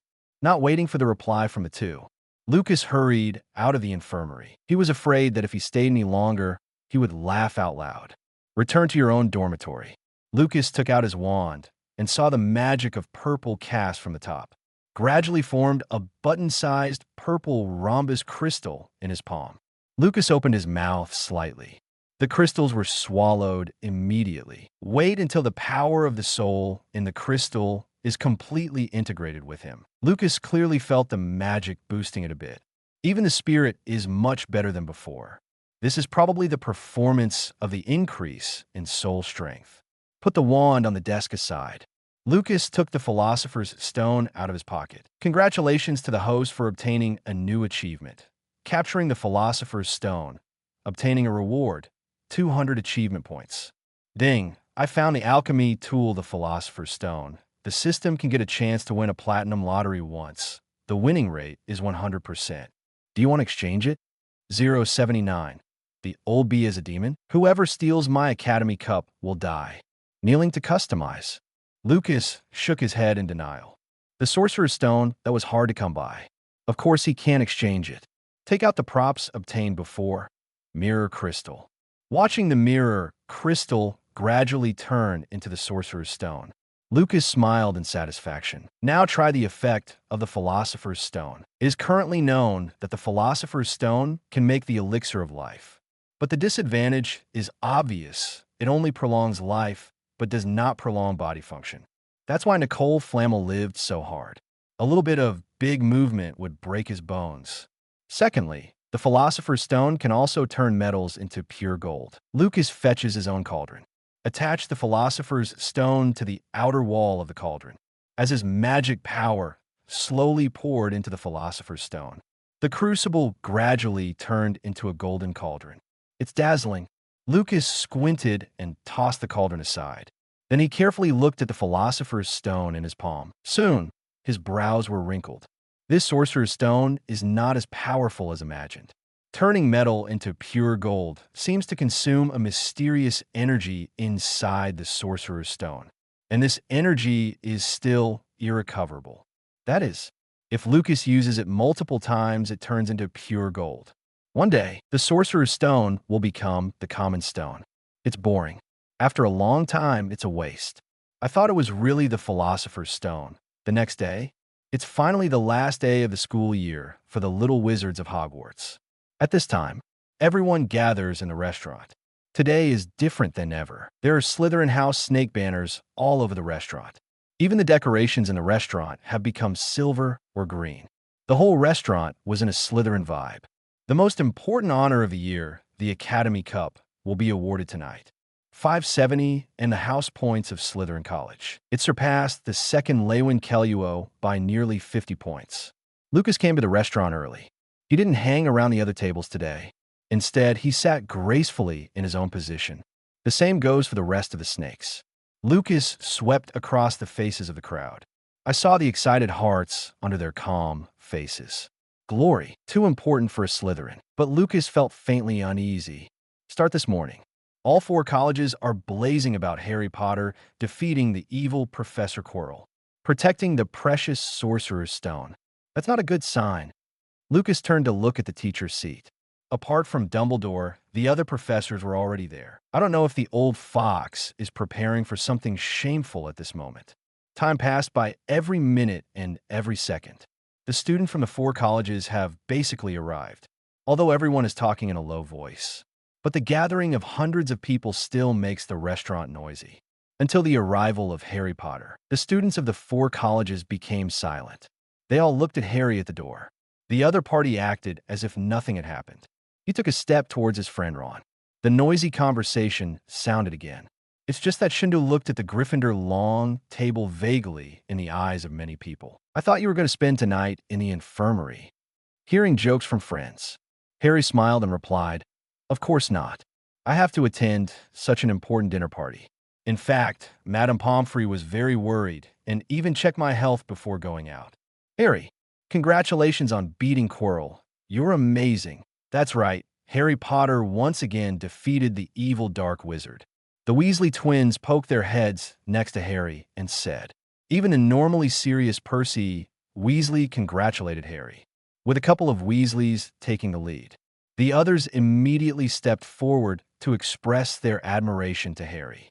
Slytherin long table, watching the savior classmate gradually lose himself in the compliments. Lucas sneered inwardly. He believes. This must be the picture Dumbledore would like to see. Let's see. Harry, who was originally quite humble, now had a little bit of complacency on his face. He can't count all the credit on himself, can he? Delaco also noticed the situation on Harry's side. See his frown. Lucas teased, jealous? I wouldn't. I'm just curious. Everyone seems to be giving Harry the credit. Lucas, were you there that day? Lucas raised his eyebrows and said, guess. Seeing his appearance, Della smiled and said, I'm not that carefree, but I'm very satisfied to have proved my innocence for Dean Snape. And what about Harry? Lucas asked. Della was taken aback and looked back at Harry, who was celebrating in the distance. Of course, my friend. Hearing this answer, Lucas didn't say anything, just smiled. Yes, friends, just friends. The dinner party begins. As principal, Dumbledore stood up first to speak. Another year has passed, and we still have a lot of important things to announce before we start the dinner. I believe that in the past year, your heads have been filled with a wealth of knowledge. Take it easy, because there's going to be a whole summer soon for you to absorb this knowledge and make some room for the next school year. Oh, when you were old, you always like to chatter. First, let's take a look at the college points of the 4 colleges. Dumbledore paused for a moment, seeing all the young wizards staring at him before announcing with a smile. 4th place, Gryffindor, 312 points. After the score came out, there was polite applause in the restaurant. The little lions lowered their heads one by one, with a hint of shame on their faces. The last place, it's not a good idea to say it. 3rd place, Hufflepuff, 352 points. Hufflepuff's long table erupted in enthusiastic cheers. In previous years, most of them were at the bottom. This year, it's a full 40 points ahead of Gryffindor. Dapk, no wonder the little badgers are so excited. 2nd place, La Kelluo, 426 points. La Kelluo doesn't seem to care too much about the score. Their long table looked very peaceful. For young eagles, learning and exploring unknown knowledge may be more important than college grades. 1st place, Slytherin, 472 points. The little snakes stood up and cheered, high-fiving each other. They seem to believe that the Academy Cup is already in the bag. Classroom seats. Severus Snape deadpanned and applauded in celebration. It could be seen from the rapid waving of his palm. The Snake King is far more excited than it looks at the moment. If there is any place that is more inconsistent, probably the blonde boy on the long table in Slytherin who never showed a happy expression. Lucas has a deep understanding of the old bee's shamelessness. After the opponent announced Slytherin's score, he did not immediately announce the ownership of the Academy Cup. Lucas knew this guy was going to start acting like a monster. People need face, trees need bark. Who would have thought that Dumbledore, who was more than 100 years old, would be shameless? Quiet, quiet. Next, I will announce a few extra points. Really? Lucas looked at Dumbledore with disdain. First, Mr. Draco Malfoy, for the dedication you have shown, I would like to award the Slantling 60 points. The Slytherin table cheered again. It's just that the cheers were much smaller this time. Pansy Parkinson, Bryce Sabini, and other friends. On the other hand, he looked at Delacour with a teasing smile on his face. Compliments a Slytherin for his dedication. Oh ho! Hope Delacour won't be scolded by his father when he goes back. After the frolic, Dumbledore looked again at the Gryffindor table. Next are Gentlemen Ron Weasley and Seamus Finnegan. The two heard Dumbledore roll call. I was very excited, especially Ron. His face was flushed red. The body even trembled slightly from being too excited. The bravery and fearlessness of the two gentlemen is worthy of recognition. You helped your companions overcome the difficulties. So, I will reward Gryffindor with 120 points, and each of you will have 60 points. The cubs of Gryffindor burst into deafening cheers. The twins even came to Ron's side, introduced him to the surrounding companions. Even the poised Percy joined in. Hey buddy, it's for brother. My dearest brother. Percy seemed to have forgotten that he had written a report letter to his mother not long ago. Quiet. Dumbledore's voice came again. Everyone quickly quieted down, because they know that the next step is the highlight. Mr. Harry Potter, you have a fearless spirit and extraordinary courage, so I want to reward Gryffindor with 100 points. Here the rewarded score. Even the young lion of Gryffindor fell silent. But soon someone calculated the result after the extra points. Gryffindor, 532 points. Slytherin, 3 servings. Split evenly. The news quickly spread throughout the 4 colleges. Everyone turned their eyes to the teacher's seat, waiting for Dumbledore to make his final decision. It's just that the little snakes of Slytherin didn't look good, including their Master Dean. Gryffindor's eyes were full of hope. From a last counterattack to tied for first, the little lions imagined that maybe they could win the Academy Cup this time. Dumbledore took in all those glances. He smiled slightly and looked at Gryffindor again. There are many types of courage. It takes great courage to face an enemy, and it also takes courage to stick to one's position when facing a friend. Mr. Neville Longbottom, in order for you to persist in yourself, I will reward Gryffindor with 10 points. The Gryffindor table became a sea of joy. In stark contrast is Slytherin House. The little snakes were like eggplants beaten by Schwang. Each of them looked sluggish, and their heads almost hit the table. Professor Snape looked at Dumbledore in disbelief. He probably didn't expect that either. The other party is so shameless at such an age. Suddenly, an extremely strong pressure came from the Slytherin table. The knives, forks, and utensils on the table made a loud noise under the influence of the magic pressure. The stinky old bee is going to steal the Academy Cup? Then don't blame Lucas for tearing up with him. 080, because we are Slytherins. Kneeling to customize, the Slytherin snakes were the first to feel the pressure. The long table next door also felt the coolness from behind. Lucas doesn't care about others. He took out his wand and looked at the plate. Hear voices. The little snakes focused their attention on him. Looking at the loss and sadness in everyone's eyes, Lucas took a deep breath and said, "Hold your heads up and be classy. Put away the sadness in your eyes and learn to smile." Why? Because we are Slytherins. The little snakes looked at the blonde boy at the end of the long table. Listen to what the other person is saying. The sadness in the eyes gradually disappeared, and the lowered head was raised again. At this time, Dumbledore had declared the House Cup. He looked at the Slytherin banner in the dining room and clapped his hands. Suddenly, the green and silver banners transform into the gold and red Gryffindor banners. Everything seems to be a foregone conclusion. But just when the flag on the roof changed halfway, a dazzling spell flew from the Slytherin table, enchanted by Dumbledore. Sudden changes made the restaurant silent. All eyes turned to the Slytherin table. Professor Snape asked sharply, "Mr. Grindelwald, what are you doing?" "I'm sorry, Dean. Please listen to what I have to say." Lucas ignored the others. After speaking to Professor Snape, he looked back at his classmates.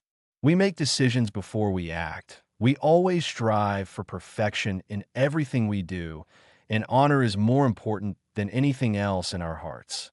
Why is that? Because we are Slytherins. The light in the eyes of the little snakes reappeared. Confidence came back to them. They raised their heads proudly and looked at the blond boy standing at the end of the long table. It's not just them, whether it is a professor or a student of other colleges at the moment. They all looked at the dazzling young man, although Hermione's eyes were full of worry. But he supports his boyfriend. She knew how hard her boyfriend had put in for the Academy Cup. Just now, she was complaining about Dumbledore's injustice. Teacher's seat. Dumbledore looked at the boy expressionlessly.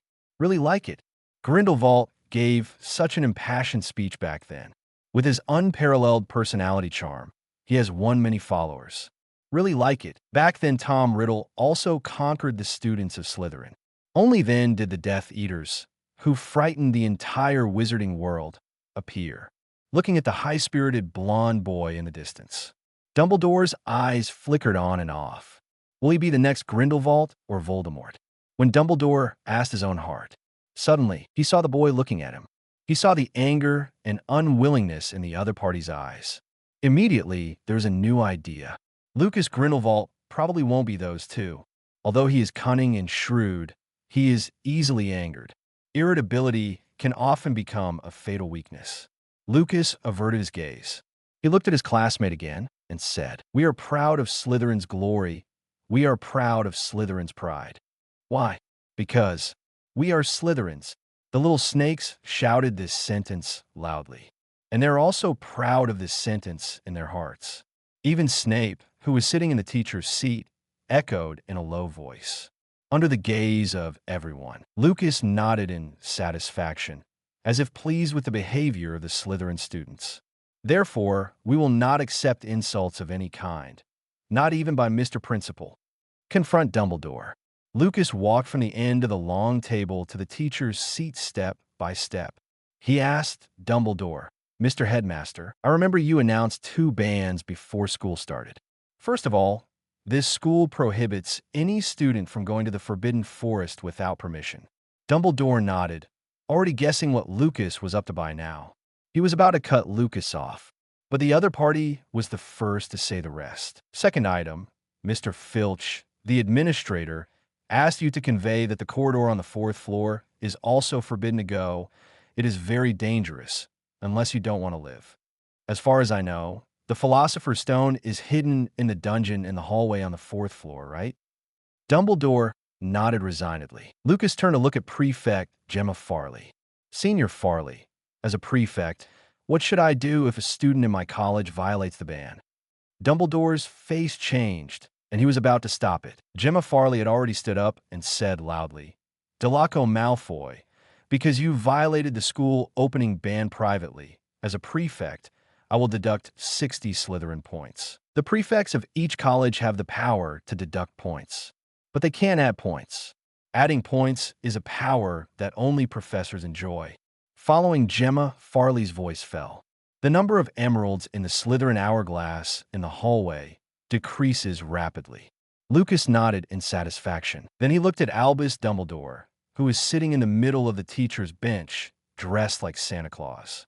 This moment, all the teachers and students of the 4 colleges looked at the respected centenarian. The ban was issued by him in the first place. At this moment, the person who violated the ban was given points by him just now. Many smart guys wanted to see how Headmaster Dumbledore would make a choice. At this time, it wasn't just the other colleges who thought Lucas had a point. Even some of Gryffindor thought so. Certainly, these people do not include Mr. Ron Weasley. He put his head close to his friend beside him, complained in a low voice. "Harry, see, these evil bastards won't take the house cup from us. When we broke through the level, we went to 3 Gryffindors, and they only had 1. I don't think there is any problem with Dumbledore's extra points."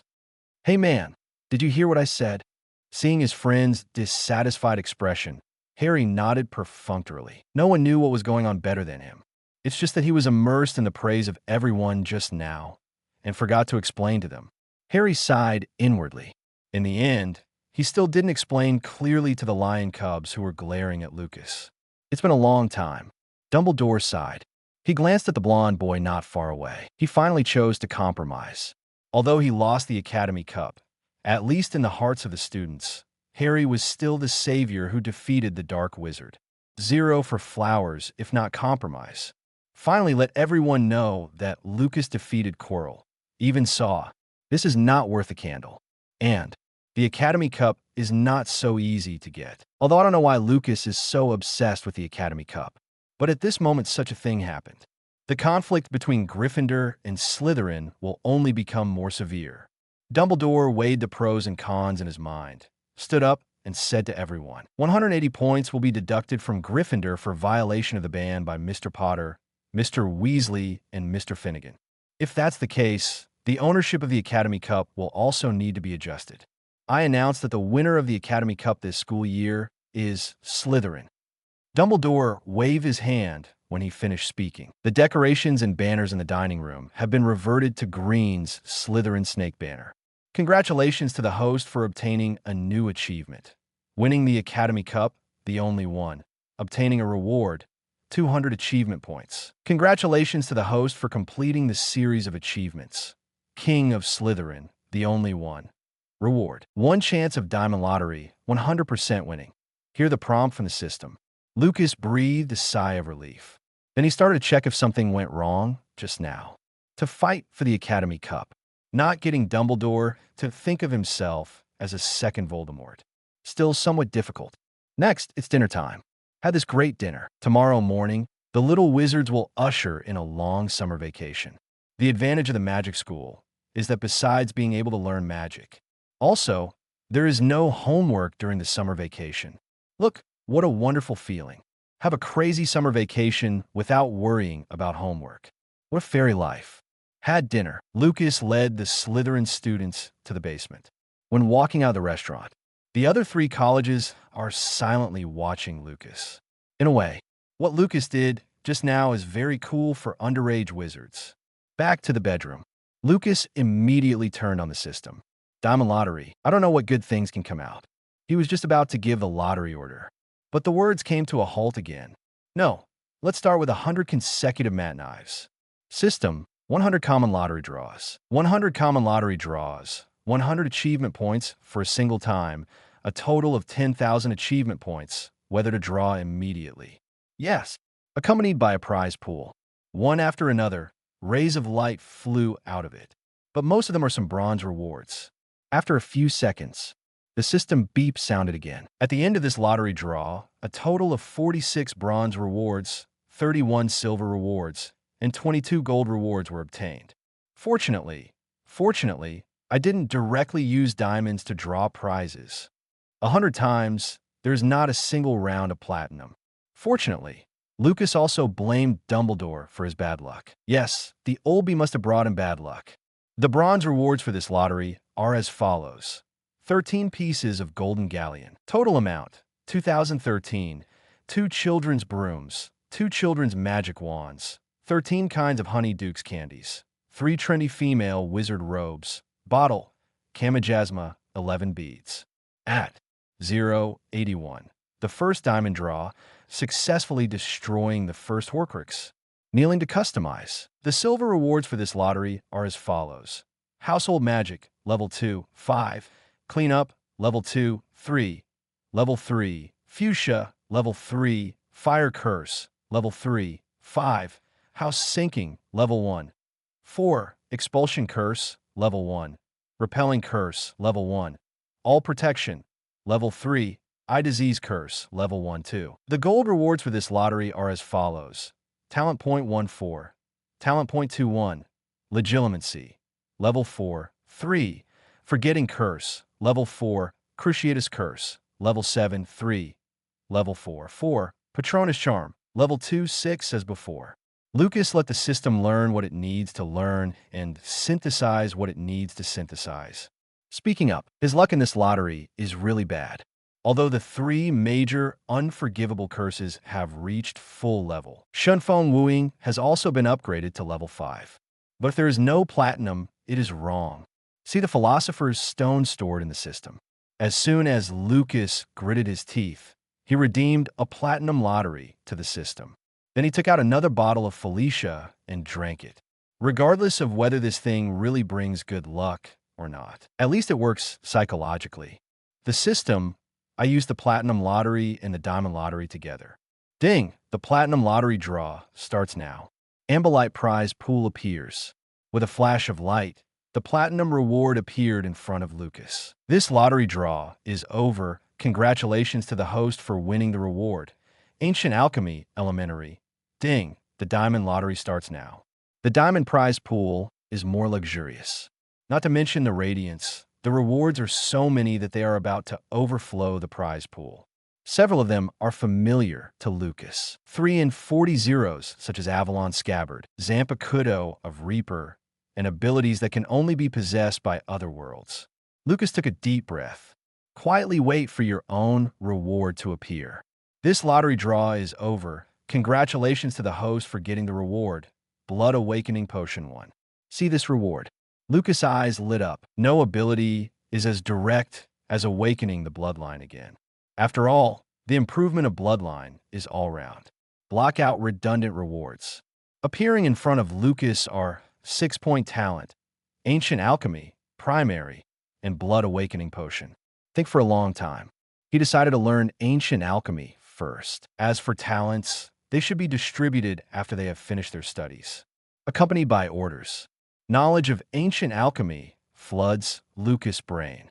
This knowledge seems to be innate, making it easy for him to use it. Ding! The study is over. The system detects that the host has learned Ancient Alchemy, Primary, and automatically increases the Alchemy talent by 2 points and the Ancient Rune talent by 1 point. Learning Alchemy also gives talent points. This magic stone can be regarded as waste utilization, the value of exchange. Read carefully the knowledge in your mind. Lucas suddenly noticed something. If it's the same as what he thinks, then there's a way to deal with Voldemort's soul fragment attached to the relic of the Big Four. But if you want to use this method, you need powerful magic power. Lucas turned to look at the Blood Awakening Potion. A common test tube is filled with purple liquid. He opened the lid, and the sweet smell of grapes came to his nostrils. Lucas threw his head back and gulped it down. It tastes pretty good. Bang, bang.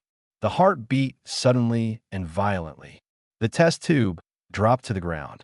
Beads of sweat covered Lucas' forehead. He looked like he was in great pain. A trace of Purple's magic power overflowed from Lucas' body. The body transfiguration he was maintaining had to be lifted. Boom. It's like a little wizard's first magic riot. It's just that the magic power that Lucas burst out is many times stronger than that of the little wizard. With the continuous awakening of the blood, Lucas' appearance has also changed a lot. First is the hair. The golden hair is gradually dyed a mysterious purple from the tip. The height is raised rapidly, and the figure has become well-proportioned and lined. And his eyes also change from blue to purple. Soon, the bloodline awakening is over. Lucas came to the mirror, looked at the changed appearance, and smiled helplessly. If he is fully awakened, he should turn into purple hair and purple eyes. Congratulations to the host for completing the Void Elf Secondary Awakening and obtaining the Blood Talent. Void Chill. Talent, Chill of the Void. Enhance the host's resistance to black magic by 50%. 50%? This concept is too vague. Ding! With the host's current magic strength and physical fitness, the coldness of the void can make the host face the killing curse of the elite aura level, seriously injured with 1 shot and dead with 2 shots. Lucas understood now. This talent is equivalent to giving him an extra life in the face of black magic. System. Open the character list. Name. Lucas Grindelwald. Age. 12 years old. Identity. Leader of the Saints Investment Group. Son of Gellert Grindelwald. Freshman at Hogwarts. Bloodline. Void Elf. Second Awakening. Talents. Void Fisher. Void Chill. Foresight Eye. Combo Skill Mana Strength. 35. Elite Aura. Charms. 9. Full Level. Metamorphosis. 6 black magic, 10 awakened alchemy, 3 ancient runes, 2 divination, for potions, 4 elven magic, soul feed, level 1, loot, level 1, Animagus, Black Panther different space. Hufflepuff's secret garden, recognized owner, skills, ancient alchemy, beginner, occlumency, level 9, fire shield, level 9, Imperius Curse, level 9, killing curse, level 9, Cruciatus Curse, level 9, shadowless front, level 6, Patronus charm, level 4. Magic items, Felix Elixir 1, Veritaserum 2, Mageweave embroidery, achievement points, 7952.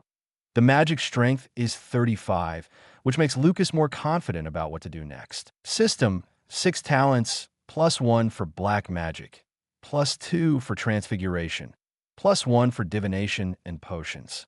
The black magic is because it has been awakened, so it takes 2 talent points to add 1. As for why Lucas added divination, that's because the higher the talent in divination, the future seen by the prophetic eye is clearer and more detailed, although it is still only 10 seconds.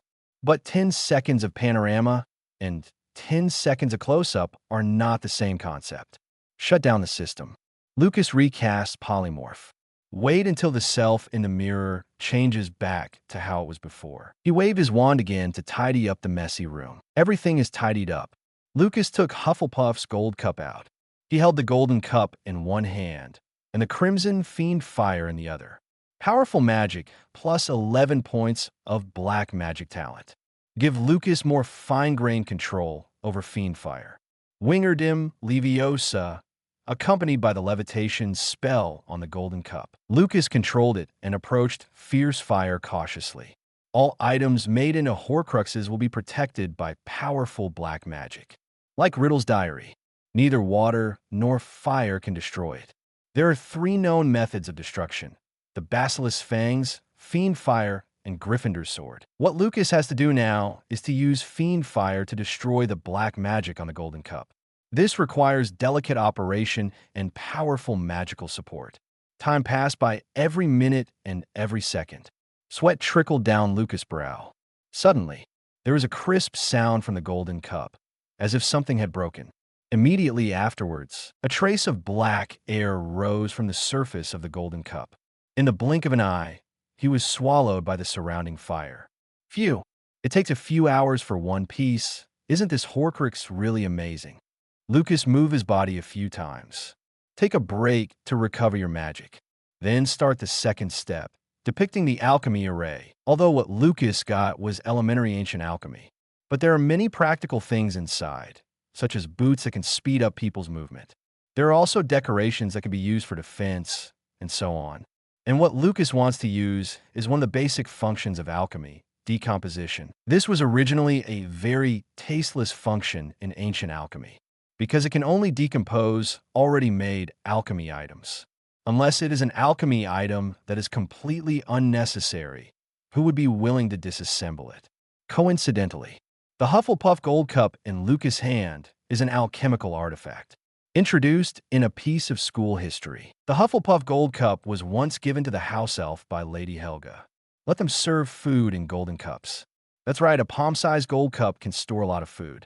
Whether it is from Jean Bay or Secret Garden, it can be seen. Ms. Helga's application of the untraceable stretching charm is amazing. The alchemy formation is finished. Lucas placed Hufflepuff's golden cup in the middle of the alchemy circle. He took a deep breath, waving the magic wand, pointing at the alchemy array on the ground. 0 untie. A burst of red light burst out from the alchemy array. The golden cup, shrouded in light, gradually disintegrated, divided into 4 parts of different sizes. A piece of transparent fragment, wrapped in black gas, quietly floated in midair. This was the soul shard that Voldemort hid in the golden chalice. Maybe it was the awareness that he had no protection. Soul fragments are flying around like headless chickens. It seems that they intend to escape and find another hiding place. Lucas pointed his palm at the soul shard. I saw a purple magic power suddenly appear, successfully capturing the soul fragments. Not long after, there was another purple rhomboid crystal in Lucas' palm. Swallow the crystals. Feel the magical power that is stronger. Lucas rubbed his chin, feeling like Voldemort's Horcrux had been turned into a tonic. A ruthless person who can cut several pieces of his soul must have a very high soul strength. Voldemort, who has once again experienced defeat. At the moment, he is hiding in Albania, a country with which he has a deep connection. Voldemort, who was trying to recover, suddenly shuddered. It was as if he was being watched by something. Disposed of Voldemort's soul shard, Lucas waved his wand again. Come on. The golden cup that became 4 parts became one again. When Hufflepuff's golden cup surrendered to the fate of becoming a Horcrux, it's radiant again. The golden light shining from time to time on the gold cup is really fascinating. This night, Lucas can be said to have gained a lot. The most important thing is that he is strong a lot. The next day, the old Hogwarts Express slowly left Hogsmeade Station. The little wizards looked at the castle reluctantly. See you next time. It will be in a few months. 1 month later, Austria, Nurmengard Snow Mountain Castle. Astia entered the tower with a pink envelope in her mouth. Dear Lucas, how are you doing in Austria? Is your uncle all right? I have great news for you. My father participated in a lottery on a TV show and actually won a 7-day trip to France sponsored by a large company. So dear, I may have to accompany my parents to France for a few days in a week. Oh, forgive my dear, I want to see you soon too, but sorry. Love you, Hermione. Love. It's amazing magic. Lucas, you've been back for a month, and your little girlfriend has been writing to you almost every day. He looked at the old man who was talking beside him. Lucas smiled and said, Father, are you envious? A soft snort expressed Grindelwald's inner disdain. At this time, Vita Rothier pushed open the door and entered. She held a few envelopes in her hand and said, The boy from the Malfoy family sent a letter saying that the shop in Corner Lane 3.6 has been furnished and asked you about the opening time. The other is the guest to be invited. The preliminary plan is to invite the Minister of Magic Fudge and the directors of various departments, as well as Hogwarts professors and prominent figures in society. There is also Nocturne Alley. Black market transactions and casinos have been making good profits in the past half month, earning us 30,000 galleons. This is only a small part, and many people seem to be still their wait and see. Finally, it's about the German and French shops. As we have received, the French Ministry of Magic will hold a trial in a week. Minister Orwell will also be present. Lucas looked up from the book. After thinking about it carefully, he said, I heard that Piers Thickness has returned to work at the Ministry of Magic. C. Vita nodded. Lucas smiled and said, put his name on the invitation list as well. After saying that, Lucas stood up and looked at Grindelwald. Father, I'm going back to England tomorrow, and I have to open the shop in England before going to France. Well, go. Come back and disturb me to realize the magic of love. Lucas rolled his eyes inelegantly, turned around, and planned to just when he was about to walk out the door. Grindelwald's voice came from behind. Boy, do you know what the right to speak is? Huh. Lucas turned around suspiciously. To control the power is to control the right to speak. Grindelwald seemed to answer the question himself. Immediately afterwards, he asked a new question. Then do you know how to gain power? Lucas' eyes froze. He knew that his father was going to teach him something. 082. The Teaching of Grindelwald. Spiritual mentor Lucas is online. Kneeling to customize. Vita Rohir saw father and son sitting opposite each other. He wisely left the room. The moment the door closed, Grindelwald's voice sounded again. Have you figured it out? How to gain power? A shrewd mind, loyal men, and great strength? Hear this answer. Grindelwald gave a somewhat satisfied smile. Scheming, strength, and charisma are the keys to power, in my opinion. Before doing anything, prepare some plans and ask yourself repeatedly whether there are mistakes in these plans. And at the same time, keep yourself calm and rational. Actually, in my opinion, a shrewd appearance can also be regarded as a kind of personality charm, which can attract you many followers. Then there is power. There are some wizards in the magic world who believe in the idea that magic is power. Great power can conquer many people. They will be timid and afraid when facing you, and finally choose to surrender. Strength is also a kind of charisma. Many wizards who uphold this concept will follow you willingly after seeing your strength. After finishing the above words, Grindelwald raised his goblet and took a sip of red wine. Wait until Lucas has absorbed the words. He continued, the last thing I want to talk about is charm. The concept of charm is actually very general. Some people are obsessed with elegant appearance, and some people are obsessed with beautiful ideas. Some people are obsessed with great power, and some are obsessed with smart minds. These are all a kind of charm. Some people can do one of them, and some people can't do it all. They can only be reduced to ordinary people. Children, whether it is strong strength, shrewd mind, or elegant appearance. If you can do one of these things, you will gain followers of your own. But you are my son of Grindelwald. I believe you can do better, even better than me. Go ahead, let them be obsessed with your strength, obsessed with your grace, obsessed with your shrewd mind. But you have to remember, don't get caught up in it. Don't be overwhelmed by vanity. Whether it's strength or scheming, these are just the means you need to achieve a greater good, including those who are obsessed. The father and son were silent for a long time, until Lucas let out a long breath. Thank you for your instruction, father. Lucas stood up and bowed to the other party in salute, then turned around and walked out the door. Leaving Nurmengard Castle, Lucas stood outside the gate and turned to look at the tower. He knew Grindelwald was watching him there. Vita, let's go back, Lucas said softly. Vita took out a portkey. In a blink of an eye, Lucas and others returned to Wiltshire, England. The travel of wizards is really convenient.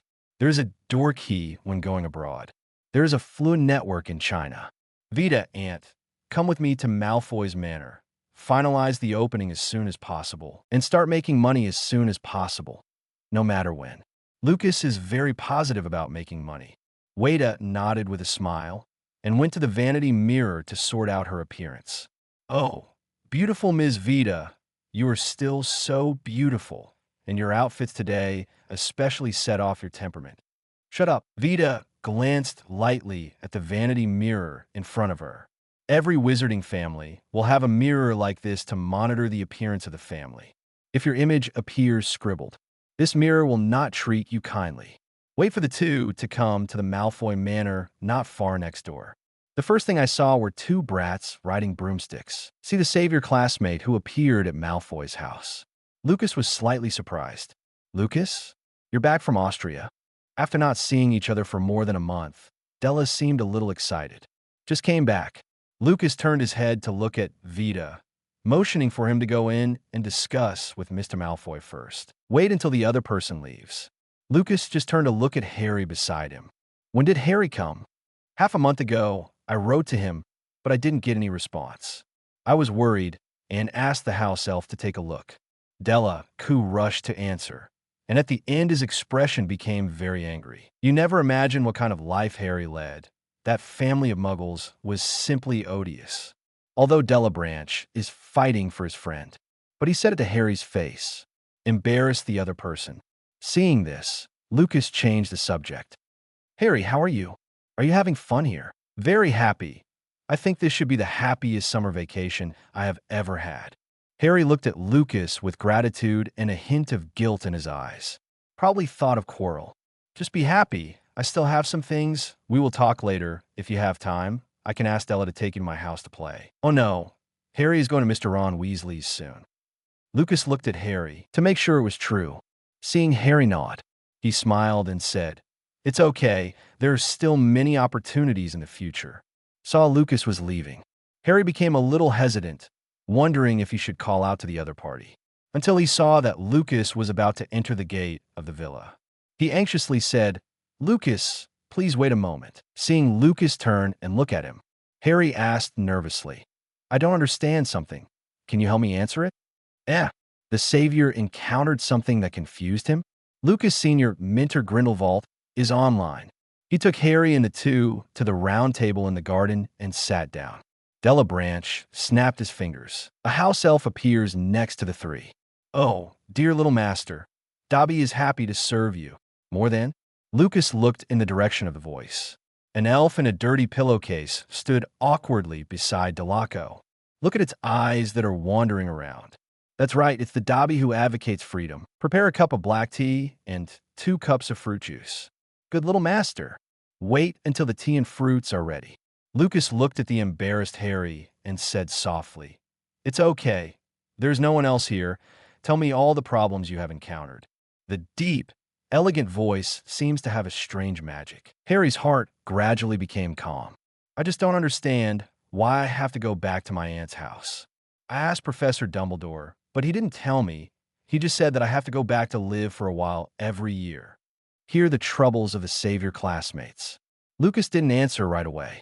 He wondered how he should explain it. After about 2 minutes, Lucas asked, "Harry, do you know why Voldemort is afraid of you?"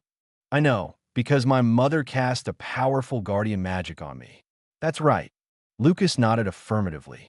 "I can tell you with certainty that the magic your mother cast is extremely powerful, and she used her life to protect you. But this kind of magic has a big drawback.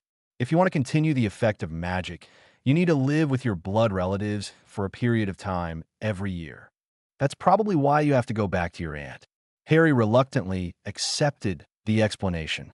After personally witnessing the power of Voldemort, he's still growing up a bit. "At least when I learned that living in my aunt's house would protect me." Harry felt less resentment towards his aunt's family. Only some, but Delacour at the side felt very puzzled at this time. "Lucas, why have I never heard of such powerful magic?" "Probably lost. I also saw the introduction in an ancient book." Seeing Della's frown gradually tightened, Lucas held up the black tea to hide the smile on his lips. "If what you said is true, then this." As a child of a pure-blood family, Delacoco was far more knowledgeable than Harry. He sensed something was wrong immediately. Sacrificing one's life to cast a powerful protective spell on another sounded a lot like black magic. "Impossible. My mother can't use black magic." Harry stood up excitedly and even overturned the chair behind him because of too much force. "Calm down, Harry. Della didn't say anything about your mother." Lucas hurried to appease. "In the shallow knowledge of the Savior classmate, only dark wizards can use black magic. The dark wizard is synonymous with bad guys. That's why he was so excited." "Wait until Harry sits down again." Lucas continued, "Maybe my guess is not entirely correct, but I'm sure that the protection spell on you is a kind of blood magic. Harry, listen to Dumbledore and stay at your aunt's house until you come of age. The work of the spiritual teacher ends here. Too much is too late." For 37, Harry's excited expression just now, it just shows that he is not very firm in his heart. He had doubts about the magic being cast upon him. "That's enough. Congratulations to the host for completing the new achievement. Spiritual Mentor. Rewards 50 achievement points. Introduction to Basic Psychology." "Okay, if there are no other questions, I will excuse you first." Lucas also needs to meet Lucius Malfoy, in addition to discussing the opening time of the store. "I'm still going to give it a try and get Riddle's diary from the other party." "Wait, I actually have another question." Student Harry seems to have a lot of troubles. Looking at each other's furrowed brows, Lucas returned to his seat. "What about Professor Snape? What you said back then was correct. It turns out that the professor has been protecting me. But now I don't know how to get along with the other party. Should I apologize?" "Apologize? Get scolded?" Lucas shook his head. "In the infirmary that day, I seemed to hear Headmaster Dumbledore talking to you about Professor Snape." "That's right." Harry nodded. "Professor Dumbledore said that Professor Snape hated my father because my father saved his life. It's just that I don't understand why Professor Snape still hates my father if he saved his life." In Lee Potter's mind, his father was an extremely excellent hero, and what Dumbledore had revealed undoubtedly confirmed the conjecture in his heart. Just ask, what kind of person would save his deadly enemy? A man of noble character, of course. Lucas could probably guess what was going on in Harry's mind just by looking at Harry's expression. Maybe the other party still had some complaints about Professor Snape in his heart. So he sneered, looked at the butterflies flying in the garden, and said, "Language is really an art. Ignore the details and just say some unimportant things which can be mistaken for another meaning." Harry and Della looked at each other. They all saw doubts in each other's eyes. It's not hard to hear from Lucas' words. There seems to be something in it that they don't know. "Lucas, what do you mean by that?" 083. The truth of the incident, Voldemort's return, and Lucius' fear. Kneeling to customize. James Potter, born in a pure-blood family, has extraordinary Quidditch talent, and is recognized by Hogwarts as a Quidditch genius. Lucas' opening remarks aroused Harry's intense interest. For parents, Harry always wanted to know more about them. However, James Potter also has the common shortcomings of pure-blooded children, such as arrogance and arrogance. I think it's probably the same as before Della's class. Mentioning the process of getting acquainted before entering school, Della's face rarely blushed, and Harry frowned. Some disagreed with what Lucas said in his heart, but he didn't interrupt aloud. James Potter met a group of like-minded friends soon after he enrolled, and they formed a famous prank group. And then there was the 7-year struggle between the group, led by James Potter and Severus Snape. You heard me right. It's a group of people fighting against one person. Lucas had just finished speaking. Della Branch subconsciously said, "This is too despicable." It wasn't until he finished speaking that he remembered that Harry was still on the sidelines. Embarrassedly apologized to the other party. Della urged Lucas to continue speaking quickly. "I won't say more about how James Potter bullied Professor Snape. You can ask the ghosts of the school when you have time. They must all remember. Let's just talk about James Potter saving Professor Snape's life." The two of Harry sat up straight. Listen carefully to what is said next. "Harry, what would you do if one day your enemy tricked you into the zoo's lion enclosure and made you face the lions?" "Huh, I guess I'm going to hate him to death." Hearing this answer, Lucas nodded in satisfaction. "Very well. Just when you were about to die, your enemy suddenly appeared and rescued you from the lion's mouth. Would you thank him?" "This, probably not." Harry frowned. He naturally understood the meaning of Lucas' words. "Lucas, are you saying my father put Professor Snape in danger and then saved him?" "Almost, in fact, Professor Snape nearly died at the claws of a werewolf." "Werewolf?" Della Branch exclaimed, seeing Harry's confused face. He hurriedly explained, "Werewolves are human beings who have been poisoned by wolf's poison. They will transform every full moon night. After transforming, they're irrational and will bite everything they see. And this is not the most terrifying. If bitten or scratched by a werewolf, the injured person will also be infected with wolf's poison and become a werewolf. Furthermore, chemijasma cannot be cured, and werewolves are also irreversible. We can only concoct a suppressive potion through chemijasma." Clap, clap. Lucas applauds Della gently. "Perfect answer. If it is in a Hogwarts class, the professors will definitely be willing to give you extra points." After saying that, he looked at Harry again. "So, do you understand why Professor Snape hates you and your father?" Harry nodded. "Then why is he protecting me?" Quirrell said Professor Snape didn't want me dead. "It's up to you to find the answer yourself." Lucas said something mysteriously, then turned and walked towards the villa. In fact, Lucas' evaluation of James Potter was not so bad. The opponent is at least braver than most common wizards. Was a complete jerk in school, but after graduation, the Potters bravely stood up against Voldemort, which is still worthy of respect. But he wouldn't tell Harry these things. The old bee wanted to establish a heroic image of his father in Harry's heart. He just refused to let the other party do what he wanted. To add trouble to Dumbledore, he never forgot his original intention. Congratulations to the host for completing the new achievement, Truth and Lies. Reward, 200 achievement points. This achievement involves the change of the fate of some protagonists. Bonus rewards. Ignore the two of Harry. Lucas steps to the villa. Guided by the servant, he came to Malfoy's study. Oh, saw Professor Snape appear in the study. Lucas looked a little surprised. At the same time, I feel grateful. Fortunately, Professor Snape didn't go out just now. If the other party heard that he exposed those embarrassing things in the past, Lucas is sure that he will have endless shoes in the next 6 years. "Mr. Grindelwald, you seem surprised to see your own dean?" A cold, deep voice sounded in the study. The surprise on Lucas' face quickly turned into a smile. "I haven't seen you in January, and even miss you, dear doctor." Faced with such an enthusiastic performance from him, Professor Snape frowned slightly. He hates being close to people. Too close a relationship is not good for his identity as a spy, even though Lucius Malfoy is his best friend and senior. When facing him, he also had a cold look. "Put away that silly, smiley face of yours, If you were in potions class right now, I would definitely deduct 20 points from you. Lucius Malfoy was quite surprised by his friend's performance. He knew Snape well. If he meets someone he doesn't like, he would never say a word to the other person. Mr. Grindelwald, please sit down. I don't see that you have such a good relationship with Severus. Mr. Malfoy, I think you should go to St. Mungo's and have your eyesight checked. As expected of the King of Snakes, he maintains his combat effectiveness even outside of school. Lucius Malfoy had long been used to the other side's appearance. Take your seat with Lucas. Mr. Malfoy planned to start today's topic, but before he could finish speaking, Professor Snape stood up abruptly. Since you have something to talk about, I'll take my leave first. Professor Snape, still like Black's big bat, walked quickly towards the door. The Dean, Delabranche, and Harry are in the yard. Seeing Professor Snape froze.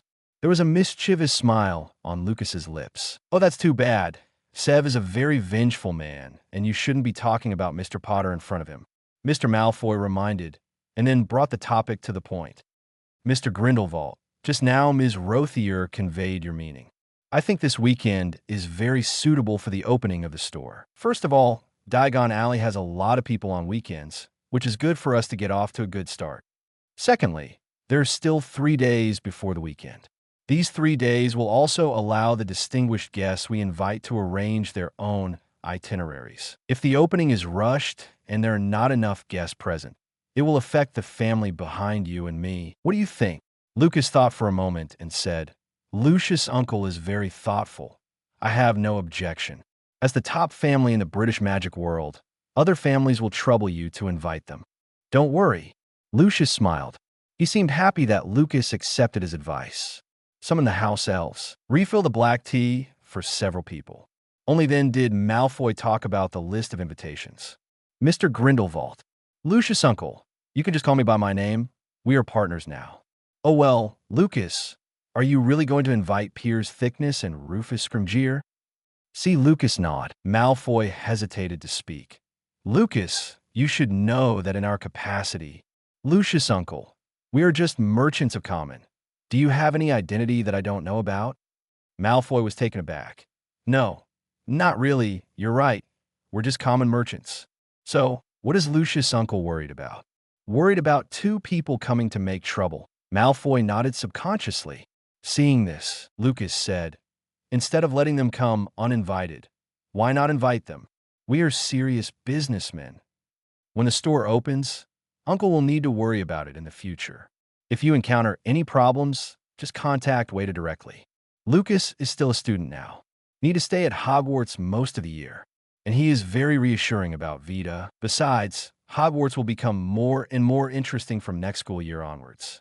At that time, he will inevitably participate in it. The two then talked about some business about Nocturne Alley. The main purpose is to discuss the progress of the illegal auction house in Nocturne Alley. In addition, some malicious people seem to be eyeing the casino business. Some people really don't know good from bad. Vita, send more people in Nocturne Alley. If someone causes trouble, deal with it directly. The indifferent attitude of the blonde teenager. It startled Malfoy. The boy in front of him was as old as his son, but the other party's maturity and ability are not familiar to adults. He even surpassed most wizards in terms of ruthlessness, and even the dark wizards were probably inferior. Let's get down to business. Lucas and Malfoy began to chat. Nothing more than gossip in some pure-blood families. When the time was right, Lucas suddenly brought the topic to the Ministry of Magic. Lucius' uncle, news from Pine Carrow recently said that the Ministry of Magic is preparing to introduce a new Muggle Protection Act. It is said that the Ministry of Magic will take action recently, mainly to search for black magic props and dangerous items in the Master's family. The Malfoy family, as a pure-blood family with a long history, must be careful. Lucius Malfoy paused with the hand holding the teacup. There was a little doubt on the expression. He also has quite a few friends in the Ministry of Magic. Why didn't you hear the wind? He looked at Lucas's calm look. It didn't seem to be a fake. If Uncle doesn't believe it, then wait a little longer. In less than a month, these 2 new regulations will be implemented before Hogwarts starts school. Since you have said so, I naturally choose to believe it. Thank you very much for your help to the Malfoy family. Lucas shrugged his shoulders. You're welcome. If Lucius' uncle has any very dangerous items that can't be handled, I'll be happy to help. Thank you, but my Malfoy family still has the ability to dispose of some dangerous goods. The two drank the lipstick tea in unison. The study room became quiet for a moment. After a while, Lucas suddenly said, "Did Della tell you about the school when he came back? You mean what happened to Professor Quirrell at the end of term?" See Lucas nod. Malfoy continued, "That's what I heard. I really didn't expect that a dark wizard sneaked into Hogwarts. It seems that Dumbledore is really old." On this point, Lucas begs to disagree. Dumbledore getting old? He would rather believe that Mr. Malfoy in front of him has Alzheimer's. Lucas came to the study window with black tea. Looking at Harry, who was playing with Della Branch below, he said softly, "I'd say it's Mr. Harry Potter. I was there at the time, and I found an interesting thing. Professor Quirrell couldn't seem to touch Harry. As long as he touches Harry's skin, it will be very painful. It's like the skin has been burned. Could it be that Mr. Harry Potter was born to be the sworn enemy of dark wizards? As written in the book?" Clang, the violent clashing sound of teacups and cup holders. Lucas looked back. I saw Lucius Malfoy panicking with the tea on the desk. "Lucius, uncle, is Tao okay?" "It's okay, it's just that I didn't hold it steady for a while. Dobby, hurry up and get rid of these teas." Lucas put the black tea aside, looked at the busy master and servant, and said, "It's getting late, and I have to go back to prepare for the court in France. I'll see you in Diagon Alley this weekend. Say goodbye to the other party." Lucas walked gracefully towards the door. When he opened the door, the footsteps that were supposed to step out stopped in place. "Lucius, uncle, don't forget to dispose of those dangerous items that smell of black magic. Otherwise, they will cause you great trouble." Lucas's eyes seemed to be able to read people's hearts. Malfoy no longer had the calmness and composure he had just now. His eyes, Hao Hao Zhao, were slightly flustered, and he forced himself to remain calm. "I remember. Thank you very much for your help. Malfoy will never forget." 3 days passed in a flash. Diagon Alley is bustling on weekends, but today's Diagon Alley is more lively than previous weekends. The reason is simple. Because 15 shops in Diagon Alley opened at the same time today. For shop owners who have been reluctant to show up for a long time.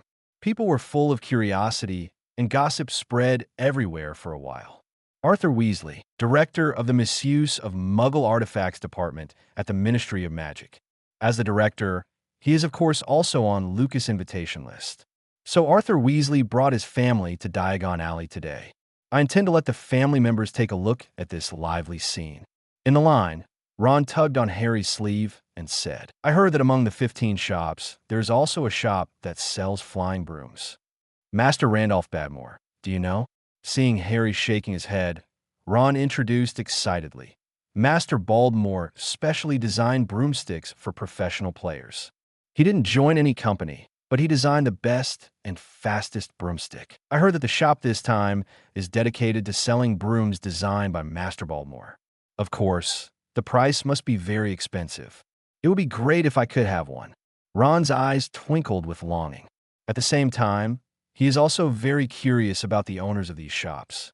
Harry was the Weasleys who arrived yesterday. He couldn't sleep last night because of the BG on the water pipes. According to Ron, it was the sound of the ghouls living in the attic. However, Harry, who was still a little sleepy, pulled himself together and looked at the lively crowd after hearing Ron's narration.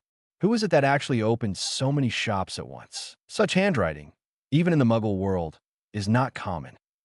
084. The next big guy, the boss, is Lucas Grindelwald, kneeling to customize. Diagon Alley, shop 88. Located directly opposite Gringotts. The location is excellent. Today, shop number 88 and a total of 15 shops on the left and right sides held the opening ceremony together. Such a grand occasion. It attracted the attention of countless wizards. In order to avoid someone taking the opportunity to make trouble, Minister for Magic Fudge also sent most of the Aurors to the scene. "Oh, look, that's Mad-Eye Moody. He's a veteran Auror who has captured many dark wizards." Ron pointed to an old man wearing magic eyes in the distance and said to Harry. Maybe he was hearing Ron yelling his name. Moody turned his head to look this way. This startled Ron and Harry. "Boys, you'd better not mess with Moody. He didn't want to come today, but the ministry forced him to come, you understand?" Arthur Weasley explained the reason to the two. Immediately saw a colleague from the Ministry of Magic. Wait for Arthur to leave. The Weasleys and Harry came to a corner closest to the shop. Is said to open today. The shop will give out many souvenirs. Time passed by every minute and every second. There are more and more people in front of Shop 88. As the ceremony time approaches, well-known pureblood families and wizard families in the British magical world began to appear. Ron stood in the corner and introduced Harry. That beautiful lady is Madame Zabini, and her son is Rice Zabini of Slytherin. Looking at the beautiful and generous lady in the distance, Harry subconsciously nodded. Of course, he knew who Bo Rice was, and even the two of them had spoken a few words. The other party gave Harry the feeling that he was like a peacock exuding charm all the time. Now it seems Bo Rice's habit should come from his mother. Ron pointed again at an elegant wizard. This is the son of Minister of Magic Fudge, who has already joined the Ministry of Magic at a young age. Let me tell you secretly, Percy admires this guy, and his dream is to join the Ministry of Magic right after graduation. Ron had just finished speaking when he noticed Harry looking at him strangely. What's wrong? Ron, how do you know these people? Ron's cheeks flushed.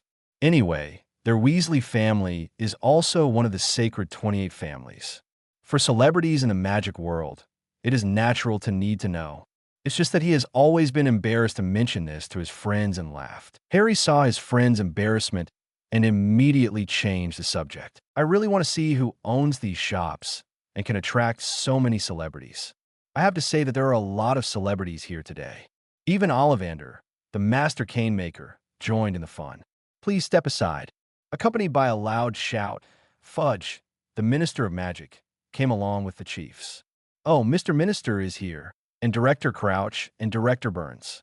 Look, that's the chief of the Auror office, Rufus Scrimgeour. The presence of the adults pushed the atmosphere to a climax. Gentlemen and ladies, our opening ceremony will begin soon, and before that, we will send you exquisite souvenirs. A young witch appeared before the crowd. Clap. With two high fives, a group of young and beautiful witches walked out of the shop. This is a magic perfume developed in our shop that changes its scent with the weather, time of day, and your mood. These trial packs are a gift from our store to all the ladies present. Please don't hold them back. The women present were each given a small bottle of perfume. Some people can't wait to open the trial. Molly Weasley is one of them. Oh, Mom, you smell so good. Hearing the children's praise, M.O. Dobby, Lee Weasley was elated. The next moment, the taste of the perfume changed. So amazing. It even attracted the attention of the men present. The young witch smiled and continued. In order to thank all the handsome men for coming, our store has prepared a 10% discount coupon for trendy men's wizard robes. In addition, little wizards, this store has also prepared a 10% discount coupon for flying brooms for you, and it is permanently valid. The witch had just finished speaking. The little wizards around exclaimed. Taking advantage of this time, the witches who had just returned took out a lot of display items. Our store and 14 surrounding stores sell trendy male and female wizard costumes, prank funny toys, and broomsticks designed by Master Randolph Badmore. There are also magic perfumes, all kinds of precious potions, precious pets loved by little wizards, etc. We always welcome your visit. Visit and purchase. After the witch finished speaking, she led the people back. Leave those display items where they are. Oh, Merlin, what a beautiful broom. Ron broke away from the team and laid down beside the showcase, looking at the beautifully shaped broomstick in front of him. As a Quidditch player, the twins and Harry also came to his side. It's beautiful, but Mom won't buy it for you, Ronnie. Yes, stop daydreaming, and I. Harry looked in the direction the twins were pointing. Seeing the price of 2,000 galleons, even Harry, the rich second generation, was surprised. Ron had apparently figured this out too, but he still said bluntly, Master Baldmore's broomsticks are always price negotiable. I think 2,000 galleons is very fair. The twins smiled to stiff-mouthed Ron, but they were quickly attracted by the prank toys next to them. George, I don't think I've seen these toys in Zonko's magic joke shop. Frice, That means the owner of this store is also a genius for mischief. My God, I really want to make friends with him, the other side. Molly Weasley and her little daughter Ginny are admiring the gorgeous costumes. See the longing in the eyes of the little daughter. Molly gritted her teeth and said, "You are going to Hogwarts this year. How about Mom buying you a robe from this shop in a few days?" "Really? But it costs a lot of money." "Don't worry. Mom will find a way." There was another commotion among the crowd. Dumbledore came from afar with the Hogwarts professors as the greatest wizard of this century, the pride of the British wizarding community. People politely made room for Dumbledore. Watching the bustling scene, Dumbledore couldn't help feeling sorry for Lucas' methods. As far as he knows, Lucas hasn't shown up yet. The shopkeeper has a mysterious identity, and big shots appear one after another. Great display of souvenirs and merchandise. It can be said that it has whetted the appetite of everyone present. Only Lucas is present at the moment. Given his young age, it is conceivable that the entire English magic world will get the news of this explosion before tomorrow. The most mentioned after dinner must be Lucas and the Saints group behind him. Even Dumbledore couldn't help feeling Lucas' brilliance. At this time, the door of shop number 88 opened again, with the previous surprise. All eyes were on the door. Accompanied by a burst of light, footsteps came. Vita Rohir came out of the door. This French rose, specially dressed up for today. Whether it is worn or worn on the body, the products of its own store are used. Really, as soon as she appeared, she attracted everyone's attention. "Thank you for coming. Please allow me to invite the owner of our shop, Mr. Lucas Grindelwald." Dazzling blonde hair appeared in everyone's sight. The gentle and deep blue eyes fascinated the young little witch present. Lucas is a model of nobility in every move. He politely invited Fudge, Dumbledore, and others to his side. Then he said to everyone, "Thank you for the honor, especially Minister Fudge, the directors, President Dumbledore, and the professors." Ron stared dumbfounded at the dazzling blonde boy in the distance. It never occurred to him. The person I just decided to admire and yearn for is actually one of the people I hate the most. It was a bolt from the blue. He turned his head to look at Harry beside him, wanting to complain to his friend. But he found that Harry looked at Lucas with longing in his eyes. Ron's mood was even worse. He looked around. I found that except myself, everyone else in the family didn't seem to hate Lucas, especially Mom and Ginny, because of that little bottle of trial perfume. So that the two are full of goodwill towards Lucas. Not to mention the twins and Percy. The twins' relationship with Lucas was already good, and Percy has always admired those excellent people. Ron continued to look at the shop. He saw Minister Fudge actually interacting with Lucas kindly. Even Dumbledore was smiling. He had only seen such a scene in his dreams.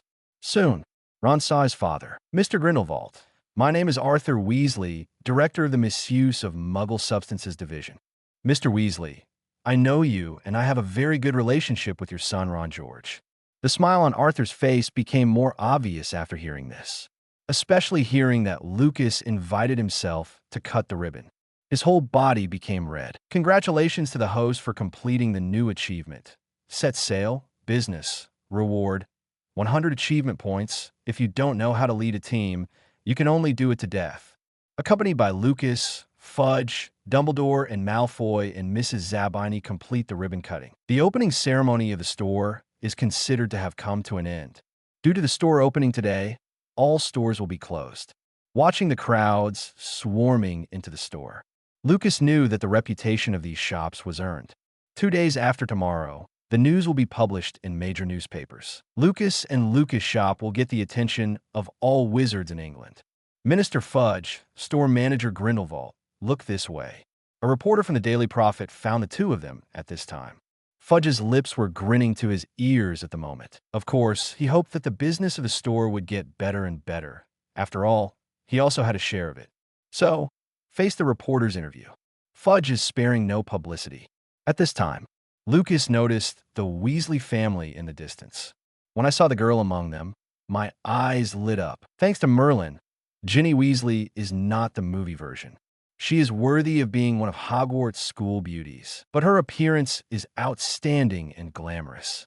"Vita, help me with something." Calling Vita Rohir to his side, Lucas whispered a few words in the other's ear. Vita nodded, turned around, and walked into the shop. Not long after, Ginny Weasley's exclamation came from the crowd. When people saw the items in her hand, they all showed envy in their eyes. 085. Lucas's trick, capture Professor Snape. Kneeling to customize. Gentlemen and ladies, our first prize has arrived, and the winner is Miss Ginny Weasley. Ginny looked at the lottery ticket in her hand in disbelief. She's just here to try her luck, but she didn't expect that each person had a chance to draw a lottery. So, she won the first prize. Ginny, who just turned 11 this year, looked at her parents in bewilderment. Come on, what? Ginny, you're the best. We're proud of you, sister. Everyone in the Weasley family is cheering for Ginny.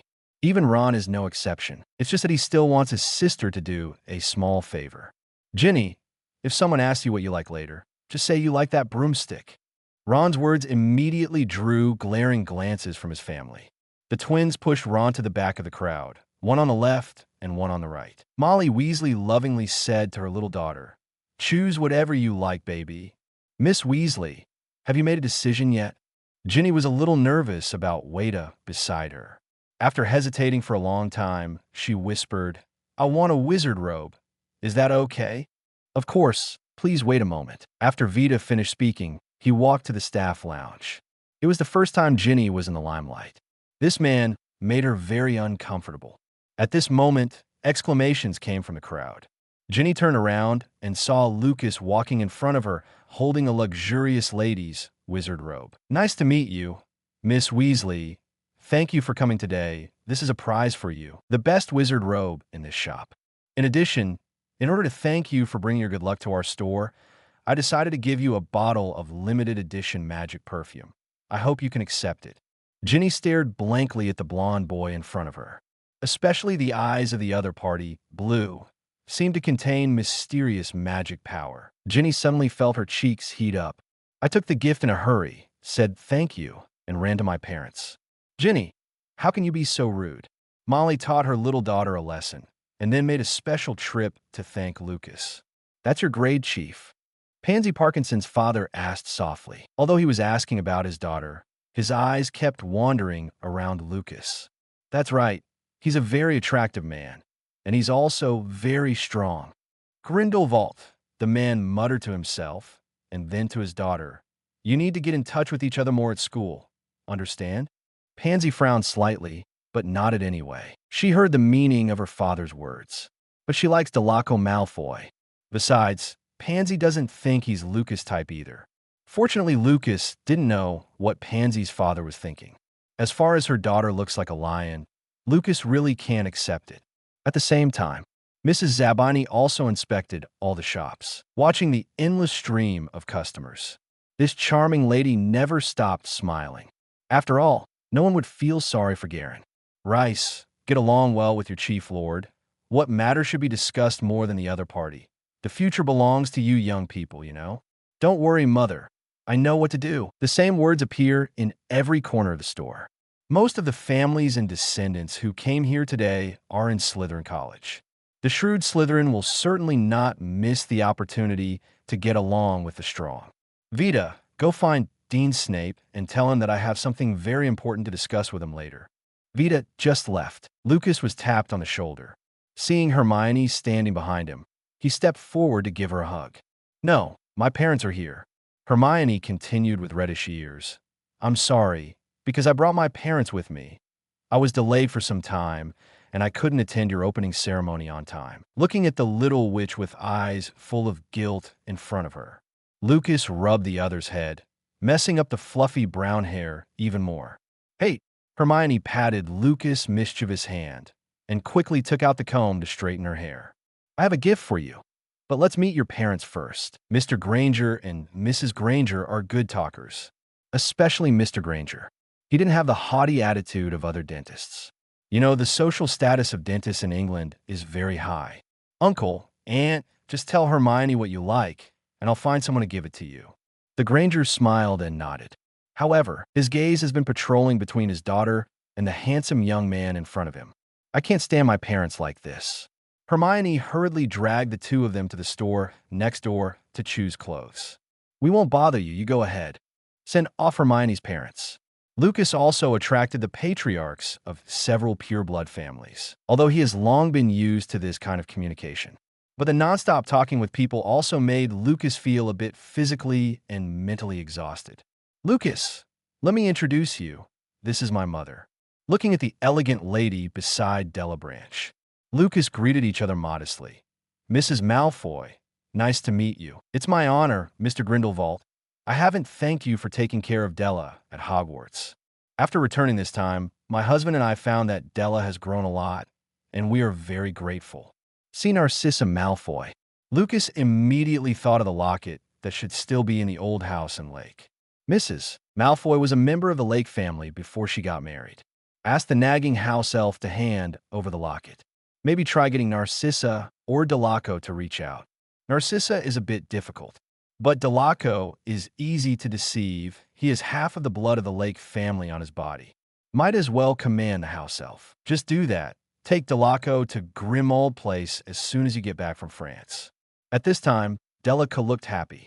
Suddenly, I felt a gust of cold wind blowing into the wizard robe. It made him shiver uncontrollably. Just when he felt strange, he heard Lucas say to his mother, I've heard that the lady was formerly of the Bow Lake family, and my father once said that Bow Rock's Mr. Bow Lake was the oldest and purest wizard he had ever seen. My grandfather would be very happy to know that Mr. Grindelwald praised him. Narcissa Malfoy replied with a smile. The two chatted about some interesting things about Della's life at Hogwarts, until Lucas saw Vita beckoning to him. Then he apologized and walked towards the staff lounge. Push open the door. Professor Snape, dressed in black, was standing with his back to the door. Why doesn't the dean sit down? Is there something to leave immediately? Mr. Grindelwald, if you only brought me here to listen to this nonsense, then leave. Holy Spirit Grass, I have Holy Spirit Grass here. Professor Snape, who had already opened the door, stopped immediately. What did you say? Seeing Professor Snape appear in front of him in the blink of an eye, Lucas repeated himself again. I said I have holy grass. 0 for flowers. Impossible. The Holy Spirit Grass has long been extinct. As soon as Professor Snape finished speaking, a pure white flower full of vitality appeared in front of his eyes. Is this Holy Spirit Grass? See each other's obsessed eyes. Lucas raised his eyebrows a little proudly. If anything caught Professor Snape's attention, Lily Potter counts as one. Potions are another. Possibly, probably now, Harry Potter needs to be added. Lucas believed that no potions master could refuse the Holy Spirit herb, because the Holy Spirit Grass is the key material for refining the water of life. Water of life, healing potion, no matter how bad the injury is. As long as there is a breath, it can be healed by the water of life. It can be called a magical potion with anti-heaven effects. Every potions master in the world wants to make Eau de Vie. However, the Holy Spirit Grass has long been extinct. The water of life can only exist in books. Now, Lucas took out a genuine Holy Spirit Grass. Dean, can you sit down and talk slowly? State your terms.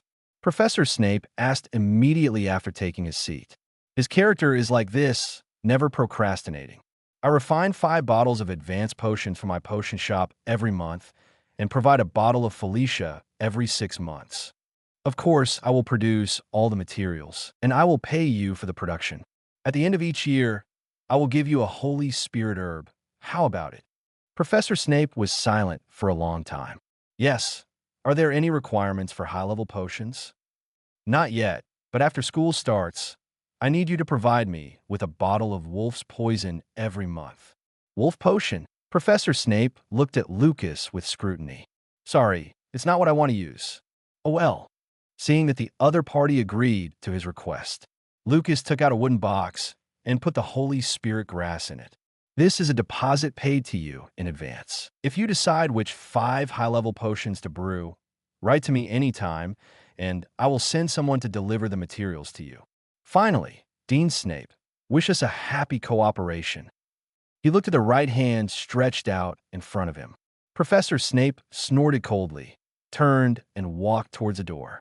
But before going out, he still reminded Lucas, Less publicity in the future, especially the limelight like the end-of-semester dinner, will only arouse unnecessary suspicion for you. Watching Professor Snape walking away quickly, Lucas chuckled suddenly. Their Lord Snake King really has a weird temper. A busy day is finally over. Back to the manor. Lucas sat wearily on the chair. Astia flew to his side, still holding the letter from Hermione in her mouth. The content of the letter is mainly the gratitude that the Granger couple asked Hermione to convey on their behalf. Today was a real eye-opener for the Grangers, and also got a lot of interesting gadgets from the wizarding world. Lucas fell asleep just looking at it. No more novels? Take part in the voting. The most requested novels and those with the most likes will be chosen for publication on euroaudiobooks.com. There, I can upload as much as I want without the risk of receiving a strike. Our 18 novels and other content that exceed what is morally acceptable are only published on Patreon or the free novels page. Remember, the site is funded by donations on Ko-fi and Patreon memberships.